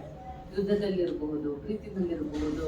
ಶಿವ ಹಿಂಗ್ ನಿಂತಿರ್ತಾನೆ, ಹಂಗೆ ನೋಡಿದ ತಕ್ಷಣ ಇಷ್ಟು ದೊಡ್ಡ, ವಿಷ್ಣು ಹಿಂದೆನೋ ಇಷ್ಟು ಚಿಕ್ಕವನಿರ್ತಾನೆ, ಮಾಮನ ಹತ್ರ ಇಷ್ಟು ದೊಡ್ಡ. ಇದೆಲ್ಲ ಮನುಷ್ಯರ ಕೈಲೆಲ್ಲ ಆಗೋದಿಲ್ಲ. ಸೊ ದಟ್ಸ್ ವೈ ಅವ್ರು ಡ್ರಾಮಾಗಳು ಮಾಡಬೇಕು ಅಂತಂದಾಗ they wanted a bigger stage. So let's come to next one. ಮಧ್ಯಮದ್ದು ಯಾವ್ದಕ್ಕೆ, ಯಾರಿಗೆ ಅಂದ್ರೆ ರಾಜರಿಗೋಸ್ಕರ. ಸಿಂಪಲ್ ಆಗಿ ಬಾಹುಬಲಿ ಪಿಕ್ಚರ್, ಎಷ್ಟು ಜನದ ಸೈನ್ಯ ಇತ್ತು ಅಲ್ಲಿ, ಲಕ್ಷಾಂತರ ಜನ ಅಲ್ವಾ. ಈ ನೀವು ವಿಜಯನಗರ ಸಾಮ್ರಾಜ್ಯ ನೋಡಿದ್ರೆ ಅವತ್ತಿನ ಕಾಲಕ್ಕೆ ಇಡೀ ದೇಶ ಯಾಕೆ ಅದಕ್ಕಿಂತ ಹೆಚ್ಚು 1 ಲಕ್ಷ ಸೈನಿಕರ ಸೇನೆಯನ್ನ ಇಟ್ಟಂತ ಒಬ್ಬ ರಾಜ ಯಾರು ಅಂದ್ರೆ Krishnadevaraya. He had that greatness. So ಈಗ ಯೋಚನೆ ಮಾಡಿ, ಅವತ್ತಿನ ಶತಮಾನಕ್ಕೆ 15-16ನೇ ಶತಮಾನ, 14-15ನೇ ಶತಮಾನಕ್ಕೆ ಅವನು ಇದ್ದ ಅಂತಂದ್ರೆ ಇವತ್ತು ಅವನು ಇದ್ದಿದ್ರೆ ಹೆಂಗಿರ್ಬೇಕಿತ್ತು ನಾವು. ಸೊ ರಾಜರ ವಿಷಯಗಳು ಬಂದಾಗ ಅವರ ಒಂದು ಗ್ರ್ಯಾಂಜರ್ ತೋರಿಸೋದಕ್ಕೂ ಸ್ಟೇಜ್ ದೊಡ್ಡದಾಗಬೇಕು. That is why that madhyama stage. ನಮ್ದೆಲ್ಲ ಏನು ಅಂತ, ನಾವು ಏನೇ ಪರಾಕ್ರಮ ತೋರಿಸ್ತೀನಿ ಅಂದ್ರೆ ನಮ್ಗೊಂದು ಲಿಮಿಟ್ ಇದೆ, ಇಷ್ಟೇ ನನ್ನ ಕೈ ಹೋಗೋದು. ನಾನು ಏನು ರೌಂಡ್ ಹೊಡೆದ್ರು ಇಲ್ಲಿಂದ ಅಲ್ಲಿ ತನಕ ಹೋಗ್ಬೋದು, ಇಲ್ಲಿಂದ ಹಾರ್ಬಿಟ್ಟು ಪಕ್ಕದಕ್ಕೆಲ್ಲ ಹನುಮಂತನ ಥರ ಹೋಗೋಕ್ಕಾಗಲ್ಲ. So for that it was a small auditorium. This is why the stages are different. ಅದರಲ್ಲೂ ನಮ್ಮಲ್ಲಿ ಜ್ಯೇಷ್ಠ ಅಂತೆಲ್ಲ ಇದೆ. Next we had the rangadevata puja and tandava ಎಲ್ಲ ಆಯಿತು. ಇಲ್ಲಿಂದ ಮುಂದೆ ಹೋಗ್ತಾ ಹೋಗ್ತಾ he talks about the technicalities of dance. ಅಂದರೆ ಪ್ಲೇ ಶುರುವಾಯಿತು, ಆಡಿಟೋರಿಯಂ ಕಟ್ಟಿ ಆಯಿತು, ನಮ್ಮನ್ನು ಸೇಫ್ ಗಾರ್ಡ್ ಮಾಡೋದಕ್ಕೆ ಎಲ್ಲ ಕಡೆ ದೇವತೆಗಳು ಇರ್ತಿದ್ದಾಯ್ತು, ಎಲ್ಲ ಆಯಿತು. ನಾನೊಬ್ಬ ಆ್ಯಕ್ಟ್ರ್ ಆಗಿ, ಆ್ಯಕ್ಟ್ರೆಸ್ ಆಗಿ, ಅಥವಾ ಒಂದು ಕತೆಗೆ ನಾನು ಅಭಿನಯ ಮಾಡಬೇಕು ಅಂದಾಗ ಏನು ಬೇಕು ನನಗೆ, ಅದರ ಜೀವಾಳನೇ ರಸಭಾವ. ನೆಕ್ಸ್ಟ್ ಚಾಪ್ಟರ್ ಅದಕ್ಕೆ ರಸ ಭಾವ ಅಂತೆಲ್ಲ ಹೇಳ್ಕೊಂಡು ಹೋಗ್ತಾನೆ. ಓಕೆ, ಈಗ ನನಗೇನೋ ಒಂದು ಫೀಲಿಂಗ್ ಬಂತು, ನನಗೊಂದು ಹುಡುಗನ ಮೇಲೆ ಲವ್ ಬಂತು, ಅವ್ರ ಅಪ್ಪ ಅಮ್ಮ ಅದಕ್ಕೆ ಒಪ್ಕೊಳ್ಳಿಲ್ಲ, ಆಯಿತು. ಇದಕ್ಕೊಂದು ಗೆಸ್ಚರ್ ಬೇಕಲ್ಲ, ಇದಕ್ಕೊಂದು ಮೂವ್ಮೆಂಟ್ ಬೇಕಲ್ಲ. ಅದಕ್ಕೆ ಅಲ್ಲಿ ಮುಂದಿನ ಚಾಪ್ಟರ್ಗಳಲ್ಲಿ ಒಂದು ಪಾದಭೇದಗಳನ್ನ ಹೇಳ್ಕೊಂಡು ಹೋಗ್ತಾನೆ. ಅಂದರೆ ನಾವು is telling me about how I am suppose to walk, how I am suppose to jump, how I am suppose to run. ಇದೆಲ್ಲ ಪಾದಭೇದಗಳು. ಅಲ್ಲಿಂದ ಹಂಗೆ ಮುಂದೆ ಹೋಗ್ತಾ ಹೋಗ್ತಾ stage by stage Bharata is educating me about the technicalities of how I am suppose to portray my character on the stage. ರಸ ಹೇಳ್ಕೊಡ್ತಾ ಇದ್ದಾನೆ, ಭಾವ ಹೇಳ್ಕೊಡ್ತಿದ್ದಾನೆ, ನನ್ನ ಮೂಮೆಂಟ್ ಹೇಳ್ಕೊಟ್ಟಿದ್ದಾನೆ. ಆಮೇಲೆ ಒಂದು ಸ್ಕ್ರಿಪ್ಟ್ ಬಂದಾಗ ಅದನ್ನು ಹೆಂಗೆ ಓದಬೇಕು, ಸ್ಕ್ರಿಪ್ಟ್ನ ಹೆಂಗೆ ಬರಿಬೇಕು. ಕೊನೆಗೆ ಹೋಗ್ತಾ ಹೋಗ್ತಾ ತುಂಬಾ ಜನ ಓದದೇ ಇರೋ ಒಂದಷ್ಟು ಚಾಪ್ಟರ್ಸ್ ಇದೆ. ಸಂಗೀತದವ್ರಿಗೆ ಮಾತ್ರ ಅಂತ ಇಟ್ಟಿದ್ದಾರೆ 15ರಿಂದ 25 ಚಾಪ್ಟರು. ಅಂದರೆ ಸ್ಕ್ರಿಪ್ಟ್ ಹೆಂಗೆ ಬರಿಬೇಕು ಅದೆಲ್ಲ ಇದೆ ಅದರಲ್ಲಿ. ಸೋ ಬ್ಯೂಟಿಫುಲ್ ಅಂತಂದ್ರೆ ಅದರಲ್ಲಿ ಒಬ್ಬ ರಾಜ, ಈಗ ನೀವೇನಾದ್ರು ಹಿಸ್ಟಾರಿಕಲ್ ಪ್ಲೇ ತಗೊಂಡ್ರೆ, ನಾನು ನನ್ನ ರಾಣಿ ಜೊತೆ ಮಾತಾಡ್ಬೇಕಾದ್ರೆ ಯಾವ ಸ್ವರಸ್ಥಾನದಲ್ಲಿ ಮಾತಾಡಬೇಕು, ನಾನೊಬ್ಬ ಸೇವಕನ ಜೊತೆ ಮಾತಾಡ್ಬೇಕಾದ್ರೆ ಸ್ವರಸ್ಥಾನ ಅಂತಿದೆ ಗೊತ್ತಾ ಸಂಗೀತದಲ್ಲಿ, pitch whatever we sing and each swara has a different scale and all these things. ಆ ಥರ ಅವನು ನನ್ನ ರಾಣಿ ಜೊತೆ ನಾನು ಮಾತಾಡ್ಬೇಕಾದ್ರೆ ಪ್ರಿಯೇ ಪ್ರಾಣಕ ಇದೇ ಥರ ಅಯ್ಯೋ ಅಂತ ಸೇವಕನ ಜೊತೆ ಮಾತಾಡೋಕ್ಕಾಗತ್ತಾ. There should be some commanding voice or order ಥರ ಇರಬೇಕು. ಇದನ್ನೆಲ್ಲವೂ ತುಂಬ ಚೆನ್ನಾಗಿ ಕೇಳ್ತಾನೆ. He goes to chapter 20 and tells about Dasharupaka. Now he is talking about the plays, different types of plays. ಎಷ್ಟು ನಾಟಕ ನೋಡಿದ್ದೀರ ಅಲ್ವಾ ನೀವು? ಆ್ಯಕ್ಟು ಮಾಡಿದ್ರೆ ನಾಟಕ ನೋಡಿದ್ರೆ ಎಲ್ಲ ನಾಟಕನೂ ಮುಂದೆನಾ? Shakespeare is famous for tragedy plays ಅಲ್ವಾ, ಯಾಕೆ ಹಂಗಿರ್ಬೇಕು? ಹಾಗೆ ಯೂರೋಪಿಡಿಯಸ್ನ ನಾಟಕಗಳಿರ್ಬಹುದು ಅಥವಾ ಕಾಳಿದಾಸನ ಕ್ಲಾಸಿಕಲ್ ಪ್ಲೇಗಳಿರ್ಬಹುದು. ಹಾಸನ್ ನಾಟಕಕ್ಕೂ ಕಾಳಿದಾಸನ ನಾಟಕಕ್ಕೂ lot of difference. The way they come out with the characters is totally different. ಹಾಗೆ 10 ಥರದ ನಾಟಕಗಳ ಬಗ್ಗೆ ಹೇಳ್ತಾನೆ, ರೂಪಕಗಳ ಬಗ್ಗೆ. 10 ನಾಟಕದಲ್ಲಿ ವಿಶೇಷತೆ ಏನು ಗೊತ್ತಾ? ಅವ್ನು ತುಂಬ ಚೆನ್ನಾಗಿ 2 ಬಗ್ಗೆ ಹೇಳ್ತಾನೆ. ಯಾವ ನಾಟಕದಲ್ಲಿ ಯಾರು ಹೀರೋ ಆಗಿರ್ಬೇಕು ಮತ್ತೆ ಯಾವ ವೃತ್ತಿ ಪ್ರಧಾನವಾಗಿರ್ಬೇಕು ಅಂತ ಹೇಳ್ತಾನೆ. ಈಗ ಊರು ಮುಂಗದ ಥರ ನಾಟಕ ತಗೊಂಡ್ರೆ ಅದರಲ್ಲಿ ಆರ್ಭಟಿ ವೃತ್ತಿ ಜಾಸ್ತಿ ಇರಬೇಕು ಅಂತ ಹೇಳ್ತಾನೆ, ಆಯ್ತಾ? ಮತ್ತೆ ಯಾರು ನಾಯಕ ಆಗಿರ್ಬೇಕು ಅಂತಾನು ಹೇಳ್ತಾನೆ. ಇದನ್ನೆಲ್ಲ ಗೊತ್ತಾಗಬೇಕು ಅಂದ್ರೆ ನೀವು ಬೇರೆ ಚಾಪ್ಟರ್ಗಳನ್ನ ಓದ್ಕೋಬೇಕು. And you also tells about the characters and qualities of the nayaka and nayika. Because main ನೀನು ಪಿಕ್ಚರಲ್ಲಿ ಎಷ್ಟೇ ಕ್ಯಾರೆಕ್ಟರ್ ಬಂದ್ರೂ ಆ ಕತೆ ಇಡೀ ನಿಂತ್ಕೊಳ್ಳೋದು ಯಾರ ಮೇಲೆ? ಒಬ್ಬ ಹೀರೋ, ಒಬ್ಳು ಹೀರೋಯಿನ್. ಇವಾಗೆಲ್ಲ ಹೀರೋಯಿನ್ ಇಲ್ಲದೇನು ಪಿಕ್ಚರ್ ನಡೆಯುತ್ತೆ, ಫೀಮೇಲ್ ಓರಿಯೆಂಟೆಡ್ ಪ್ಲೇಸು ಬರ್ತಾ ಇದೆ, ಹೀರೋನೇ ಇದೆ. ಬಟ್ ಸ್ಟಿಲ್ ನಿಮಗೆ ಒಬ್ರಿಗೆ ಇನ್ನೊಬ್ರು ಕಾಂಪ್ಲಿಮೆಂಟ್ ಮಾಡೋಕ್ಕೆ ಬೇಕಾಗ್ತಾರೆ. ವರ್ಚುವಲಿ ಏನಾದ್ರೂ ಬೇಕಾಗ್ತಾರೆ. ಬೇಕಾದ್ರೆ ಅಲ್ಲಿ ಹೀರೋಯಿನ್ ಸತ್ತೋಗಿರ್ತಾಳೆ, ಅವನೇನೋ ಬೇಜಾರ್ನಲ್ಲಿ ಆಮೇಲೆ ಅವನ ಜೀವನದಲ್ಲಿ ಏನಾಗುತ್ತೆ ಅಂತ whatever. But you really have to have a nayaka pratinayaka or nayaka nayika. ಇದೆಲ್ಲ ಹೇಳ್ಕೊಂಡು ಹಂಗೆ ಈ ಕಮ್ಸ್ ಟು ದಿ ಎಂಡ್. ಎಲ್ಲ ಓಕೆ, ನಾಟ್ಯೋತ್ಪತ್ತಿ ಅರ್ಥ ಆಯ್ತಲ್ವಾ? ಏನಾದ್ರು ಡೌಟ್ ಇದೆಯಾ? ಇದೆಲ್ಲ ಭೂಮಿಗೆ ಎಲ್ಲಿ ಬಂತು? ಎಲ್ಲ ಸ್ವರ್ಗಲೋಕದ್ದೇ ಕಥೆ ಆಯ್ತು. But then how did one or somebody could be able to learn dance? ಭೂಮಿಗೆ ಹೆಂಗ್ ಬಂತು ಅಂತ ಹೇಳಿ ಆಲ್ರೆಡಿ ಆಗಿದೆ ತಾನೆ ಪಾಠ. ಇಲ್ಲಿವರೆಗೂ ಕತೆ ಎಲ್ಲರಿಗೂ ಗೊತ್ತಿದೆ ಅಲ್ವಾ? ನಾನು ಸ್ವಲ್ಪ ಏನು ಗೊತ್ತಿಲ್ಲದೆ ಇರೋ ವಿಷಯ, ಇನ್ನೊಂದು ಸ್ಪೆಷಲ್ ಪಾಯಿಂಟ್ ಸೇರಿಸಿ it's actually a journey. You should know a journey. ನಾನು ಯಾವಾಗಲೂ ಹೇಳ್ತೀನಿ, ಇದು ನಾವು ಚಿಕ್ಕ ಮಕ್ಳಿಗೂ ಪಾಠ ಮಾಡ್ತೀನಿ. ನಾನು 10 ವರ್ಷದ ಮಕ್ಳಿಗೂ ಇದೇ ಪಾಠ ಮಾಡ್ತೀನಿ. ಅವ್ರಿಗೆ ಇಷ್ಟ ಹೇಳಲ್ಲ. ಅವ್ರಿಗೆ ಏನು ಬೇಕು, ಚಿಕ್ಕ ಮಕ್ಳಿಗೆ ಅರ್ಥ ಆಗೋ, 10 ವರ್ಷದ ಮಗುಗೆ ಅರ್ಥ ಆಗೋ ಕತೆ ಹೇಳಿ ಹಾಗೆ ಹೇಳ್ತೀವಿ. But you are professionals. ನಾಳೆ ದಿನ ನೀವು ಇಲ್ಲಿಂದ ಈಚೆ ಹೋಗಿ ಯಾರಿಗೋ ಕತೆ ಹೇಳ್ತಿರ್ಬೋದು. ಇದು ನಾಟಕದಲ್ಲೇ ಬರೀ ನಾಟ್ಯೋತ್ಪತ್ತಿನೇ ಒಂದು ಡಾನ್ಸ್ ಡ್ರಾಮಾ ಮಾಡಬಹುದು. ಜಸ್ಟ್ ದ ಒರಿಜಿನ್ ಆಫ್ ಡಾನ್ಸ್ನೇ ನೀವು ಒಂದು ಡ್ರಾಮಾ ಥರ ಮಾಡಬಹುದು. It's so beautiful. ಅದಕ್ಕೆ ನೀವು ಕುಚಿಪುಡಿ ಡಾನ್ಸ್ ನೋಡಿ. ನಮ್ಮಲ್ಲಿ ಇವಾಗ ಸಾಂಪ್ರದಾಯಿಕವಾಗಿ ಮಾಡ್ಬಿಡ್ತೀವಿ. ಆ್ಯಕ್ಚುಲಿ ನಮ್ಮಲ್ಲೂ ಆ ಟ್ರೆಡಿಷನ್ ಇದೆ, ಭರತನಾಟ್ಯದಲ್ಲೂ ಇದೆ, ಭಾರತದ ಎಲ್ಲ ಶಾಸ್ತ್ರೀಯ ನೃತ್ಯಗಳಲ್ಲೂ ಇದನ್ನ ಮಾಡಬೇಕು. ನಾಟಕದಲ್ಲೂ ನೀವು ಮಾಡ್ತೀರಾ, ಏನು ಸೂತ್ರಧಾರ ಬಂದು ಹಾಡು ಹೇಳ್ತಾನೆ ಅಥವಾ ಏನೋ ಒಂದು ಪ್ರಾರ್ಥನೆಯನ್ನ ಮಾಡ್ತಾನೆ ಅಲ್ವಾ? ನಾವು ಟ್ರೆಡಿಷನಲ್ ಪ್ಲೇಗಳಲ್ಲಿ ನೋಡಿದ್ರೆ, ಸಾಂಸ್ಕ್ರಿಟ್ ಪ್ಲೇಗಳನ್ನ ನೋಡಿದ್ರೆ, ಡಾನ್ಸಲ್ಲಿ ಕುಚಿಪುಡಿ ಡಾನ್ಸ್ ಯಾಕೆ ಹೇಳಿದೆ ಅಂತಂದ್ರೆ it's more of theatrical form. ನಮ್ದೆಲ್ಲ ಜಾಸ್ತಿ ಡಾನ್ಸು ಈ ಕಥೆ ಮೇಲೆ ಓರಿಯೆಂಟೆಡ್ ಆಗಿರೋದು. ಯಕ್ಷಗಾನದ ಥರ ಬರುವಂಥದ್ದು ಯಾವುದು ಅಂದರೆ ನಮ್ಮ ಆಂಧ್ರ ಪ್ರದೇಶದಲ್ಲಿರೋ ಕುಚಿಪುಡಿ ಡಾನ್ಸ್. ಅಲ್ಲಿ ಯು ಕ್ಯಾನ್ ಸಿ ಆ ಫಸ್ಟ್ ಚಾಪ್ಟರ್ನಲ್ಲಿ ಹೇಳಿದೆ ಗೊತ್ತಾ, ಇವ್ರು ಚೆನ್ನಾಗಿ ಡಾನ್ಸ್ ಮಾಡಿದ್ದಕ್ಕೆ ಇಂದ್ರ ಧ್ವಜ ಕೊಟ್ಟ, ಇನ್ನೊಬ್ಬ ಸಿಂಹಾಸನ ಕೊಟ್ಟ, ಇನ್ನೊಬ್ಬ ಕಿರೀಟ ಕೊಟ್ಟ ಅಂತ. ಅದನ್ನೆಲ್ಲ ಸಿಂಬಾಲಿಕ್ ಆಗಿ ಇಟ್ಕೊಂಡು ಬಂದು ಡಾನ್ಸ್ ಮಾಡ್ತಾರೆ ಅವರು ಸ್ಟೇಜ್ನಲ್ಲಿ. ಅದಾದ್ಮೇಲೆ ಡಾನ್ಸ್ ಶುರು ಮಾಡೋದು. ಅದಾದ್ಮೇಲೆ ವಿಘ್ನರಾಜ ಸ್ತುತಿ ಅಂತ ಇರುತ್ತೆ, ಅಂದ್ರೆ ಗಣಪತಿ ಮುಖವಾಡ ಹಾಕೊಂಡ್ಬಂದು ಒಬ್ಬ ಡಾನ್ಸ್ ಮಾಡ್ತಾನೆ. ಆಮೇಲೆ ದೇವಿ ಸ್ತುತಿ ಇರುತ್ತೆ. ಅದಾದ್ಮೇಲೆ ಆಕ್ಚುಲಿ ಕುಚಿಪುಡಿ ಡಾನ್ಸ್ ಶುರು ಆಗುತ್ತೆ. ಅಂದ್ರೆ ಅವ್ರದ್ದೇನು ಮಾಮೂಲಿ ಬೇರೆ ಬೇರೆ ಡಾನ್ಸ್ ಪೀಸಸ್ ಏನ್ ಮಾಡ್ತಾರೆ ಅದು. If possible some time you can see some Kuchipudi recital. ಇವಾಗ ಅದೆಲ್ಲ ಕಮ್ಮಿ ಆಗ್ಬಿಡುತ್ತೆ. ನಾವು ಮಾಡ್ತೀವಿ, ಬಟ್ ನಾವು ಈ ಥರ ಎಲ್ಲ ಮಾಡಲ್ಲ. ನಾವೇನ್ ಮಾಡ್ತೀವಿ, ಹೂ ಇಟ್ಕೊಂಡ್ಬಿಟ್ಟು ಯಾಕೆ ಹಿಂಗೆ ರೌಂಡ್ ಹೊಡಿತೀವಿ ಗೊತ್ತಾ? ಸ್ಟೇಜಲ್ಲಿ ನೀವು ನೋಡ್ಬೋದು ಡಾನ್ಸರ್ಸ್ ಒಂದೇ ಕಡೆ ಬಂದ್ಬಿಟ್ಟು ಹಿಂಗೆ ಹೂ ಹಾಕ್ಬಿಡ್ಬೋದಲ್ಲ. Why I take this round is because I want to thank the gods in all the directions, and I see up, down, and I put it because I am thanking the gods in all the directions. And ಯಾಕೆ stage ಮಧ್ಯ ಅನ್ನೋದು ಅಷ್ಟು important ಜಾಗ ಅಂತಂದ್ರೆ because that is the heart of the stage. So there are a lot of things like this. Okay. ಹಿಂಗೆ ಕತೆ ಮುಂದುವರ್ಕೊಂಡು ಬಂದ್ರೆ ಕೊನೆಯ ಅಧ್ಯಾಯಕ್ಕೆ ಬರ್ತೀವಿ. 36ನೇ ಅಧ್ಯಾಯದಲ್ಲಿ ಭರತ ನಾಟ್ಯದ ಅವತರಣ ಅಂತ ಒಂದು ಅಧ್ಯಾಯ ಹೇಳ್ತಾನೆ. ಅವತರಣ ಅಂತಂದ್ರೆ ಬರುವಂಥದ್ದು ಅಂತ. ಗಂಗಾವತರಣ ಅಲ್ವಾ? ಕೇಳಿದ್ರ ವರ್ಡ್? ಹಾಗಾದ್ರೆ ಏನು?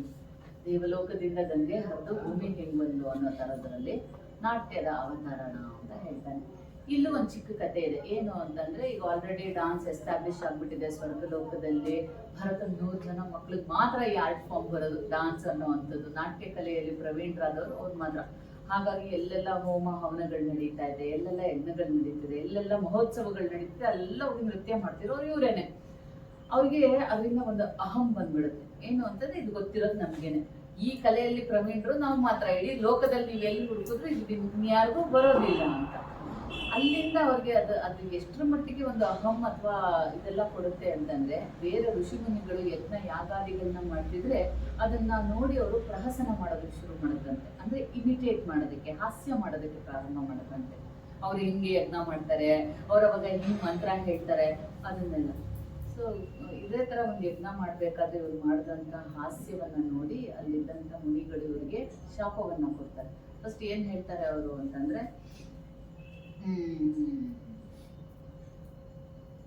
ಏನು, ನಾವ್ಯಾವತ್ತೂ ನಿಮ್ಮನ್ನ ಹಾಸ್ಯ ಮಾಡಿಲ್ಲ, ಅಂದ್ರೆ ನೀವು ಈ ಕಲೆಯನ್ನ ಕಲ್ತಿದ್ದ, ನೀವೇ ಇದ್ರಲ್ಲಿ ಪ್ರವೀಣರು, respect you for that so much. ನಿಮ್ಮ ಬಗ್ಗೆ ನಮ್ಗೆ ಎಷ್ಟು ಗೌರವ ಇದೆ ಇದ್ರ ಬಗ್ಗೆ.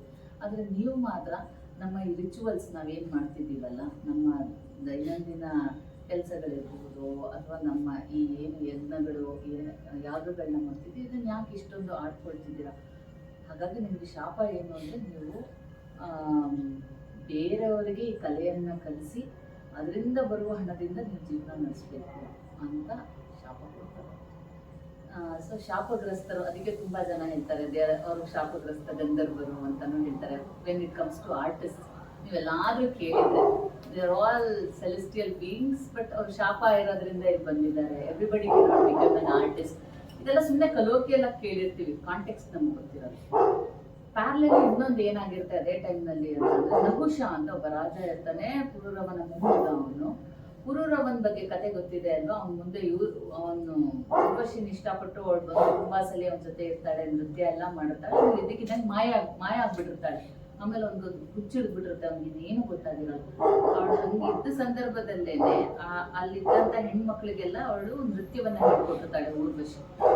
ಇದು ಒಂದ್ ಕಡೆ ಕತೆ. ಅವನ ಮೊಮ್ಮಗ ನಹುಷನು ಅಷ್ಟೇ ತುಂಬಾ ಸಾಧನೆಯನ್ನ ಮಾಡಿ, ಎಷ್ಟು ಸಾಧನೆ ಮಾಡಿರ್ತಾನೆ ಅಂತಂದ್ರೆ, ಸ್ವರ್ಗಲೋಕದಲ್ಲಿ ಇಂದ್ರ ಅವನ್ಗೆ ಒಂದು ಪಟ್ಟವನ್ನ ಕೊಟ್ಟು ಸಿಂಹಾಸನ ಕೊಟ್ಟಿರ್ತಾನೆ ಅವನ ಪಕ್ಕದಲ್ಲೇನು.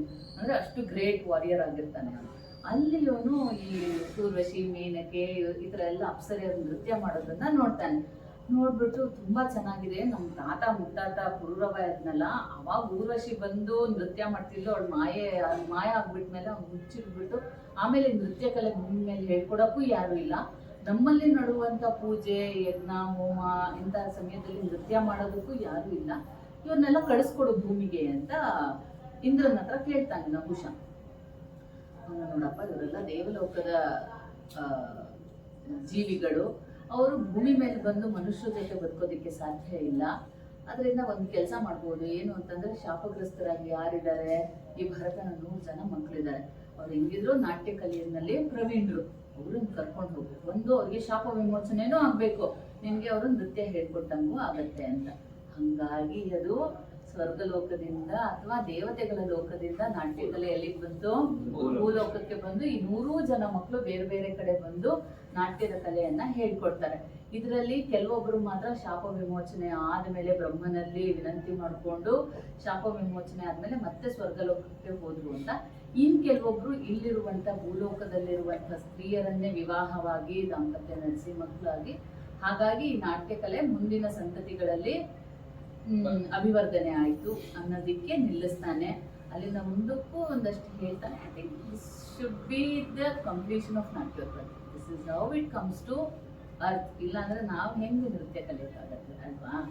ಬರೀ ನಾಟ್ಯೋತ್ಪತ್ತಿ ಅಂದ್ರೆ ಅಲ್ಲಿ ಉತ್ಪತ್ತಿ ಆಯ್ತು ಸರಿ, ನಮಗೇನ್ ಬಂತು ಅನ್ನೋದಾದ್ರೆ ಅಲ್ವೇನಾ? ಕ್ಯೂರಿಯಾಸಿಟಿ ಇಲ್ವೇನೋ ನಿಮಗಿದು?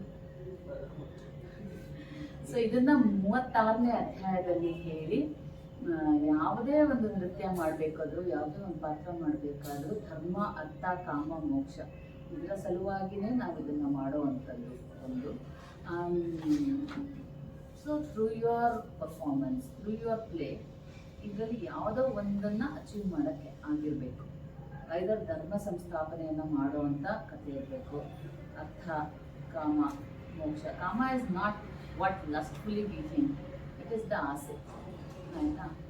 ಕೆಟ್ಟದ್ದನ್ನ ಬಿಟ್ಟು ಒಳ್ಳೇದ ಕಡೆ ನಡೆಯೋ ಹಾಗೆ ಇದೆಲ್ಲವನ್ನು. ಅದಕ್ಕೆ ಫಸ್ಟಲ್ಲೇ ಒಂದು ವಿಷಯ ಹೇಳೋದು ಮರ್ತೋದು. ಎಲ್ಲಿ ಅಂತಂದರೆ, ಈ ರಂಗಮಂಟಪವನ್ನು ಕಟ್ತಾರೆ ಗೊತ್ತಾ, ಆವಾಗ ಅವ್ನು ಬರ್ತಾನೆ, ಯಾರು ಈ ಹಸುರನ್ನೆಲ್ಲ ಲೀಡರ್ ಆಗಿರ್ತಾನಲ್ಲ, ಫಸ್ಟು ಡಾನ್ಸ್ ಡ್ರಾಮಾನ ಎಲ್ಲ ಸೇರಿ ಸ್ಪಾಯಿಲ್ ಮಾಡಿರ್ತಾರಲ್ಲ ವಿರೂಪಾಕ್ಷ, ಅವ್ನು ಬಂದು ಕೇಳ್ತಾನೆ ತುಂಬಾ. ಅದೇ ಸಾಮ ವೇದ ದಂಡ ಅಂತ ಹೇಳಿದ್ನಲ್ಲ, ಅಲ್ಲಿ ಸಮಾಧಾನ, ಅದೇ ದಾನವನ್ನ ಮಾಡು ಅಂತ ಹೇಳ್ತಾನೆ. ಒಂದು ಸಮಾಧಾನ, ಆಮೇಲೆ ವೇದ, ಆಮೇಲೆ ದಂಡ. ಸಮಾಧಾನದಿಂದನೇ ಕೇಳ್ತಾನೆ, ಯಾಕೆ ನೀನು ಕ್ರಿಯೇಟ್ ಮಾಡಿರೋ ಈ ಡಾನ್ಸ್ನಲ್ಲಿ ಬ್ರಹ್ಮ ಬರೀ ದೇವತೆಗಳ ಜಯ ಇದೆ, ಅಸುರರಿಗೆಲ್ಲ ಅಪಜಯ ಇದೆಯಲ್ಲ, ಇದು ಸರಿ, ನಾನು ನಿನ್ನ ಹತ್ರ ಕ್ರಿಯೇಟ್ ಮಾಡೋದು ತಪ್ಪಲ್ವಾ ಅಂತ. He gives such a wonderful answer. ಅಂದರೆ that is what he gives. ಏನು ಅಂತಂದರೆ, ಈ ಕಲೆನ ನಾನು ಸೃಷ್ಟಿ ಮಾಡಿರೋದು ಏನು ಬರೀ ದೇವತೆಗಳದಲ್ಲ, ಇದು ಎಲ್ಲ ಲೋಕದಲ್ಲಿರುವಂಥ ಎಲ್ಲ ಜೀವಿಗಳ ಪ್ರತಿಬಿಂಬ ಅಷ್ಟೇ. It's just mirror of the society of the whole world ಅಂತ ಹೇಳ್ತಾನೆ. ಅಲ್ಲಿ ಅವ್ರಿಗೆ ಅವರ ಕರ್ಮಗಳ ಅನುಸಾರ ನಾವು ಇಷ್ಟು ಜನ ಇದ್ದೀವಿ, ನಮ್ಮ ಲೈಫಲ್ಲಿ ಏನೇನೋ ನಡೀತಿದೆ, ಎಲ್ಲರೂ ಎಲ್ಲ ಒಳ್ಳೇದು ಮಾಡಿದ್ದೀವಿ ಅಂತನಾ? There are certain hidden secrets only that we know. There are also certain good things only which we know or sometimes we have ignored. ಯಾರೋ ಅವತ್ತು ತುಂಬ ಹೊಟ್ಟೆ ಹಸ್ಕೊಂಡು ಬಂದಾಗ ನಾವು ಅವ್ರಿಗೆ ರೂಪಾಯಿ ಕೊಟ್ಟಿರ್ಬೋದು, ನಮ್ಗದು ಮರ್ತೋಗಿರ್ಬಹುದು. ಹಾಗೆ ಇನ್ಯಾರಿಗೋ ಬೇಡ್ದೇನೆ ಸುಮ್ಮನೆ ನಮ್ದು ಯಾವುದೋ ಹೊಟ್ಟೆ ಹಸಿವು ಇನ್ಯಾವುದೋ ಕೋಪದಲ್ಲಿ ನಾನಂತೂ ಬೇಜಾರು ಮಾಡಿದ್ದೀನಿ ಆಯ್ತಾ. ಹೊಟ್ಟೆ ಹಸಿವು ಇದ್ದಾಗ ಪಾಪ ಮಕ್ಳಿಗೂ ಬೈದ್ಬಿಟ್ಟಿರ್ತೀನಿ, ಅದಕ್ಕೆ ಏನು ಕಾರಣನೇ ಇರಲ್ಲ, ಸುಮ್ಮನೆ ಬೈದ್ಬಿಟ್ಟಿರ್ತೀನಿ. ಸೊ ನಮ್ಗೆ ಗೊತ್ತಿದ್ದು ಜ್ಞಾತ ಅಜ್ಞಾತದಲ್ಲಿ ನಾವು ಹೇಳುವಂಥದ್ದು.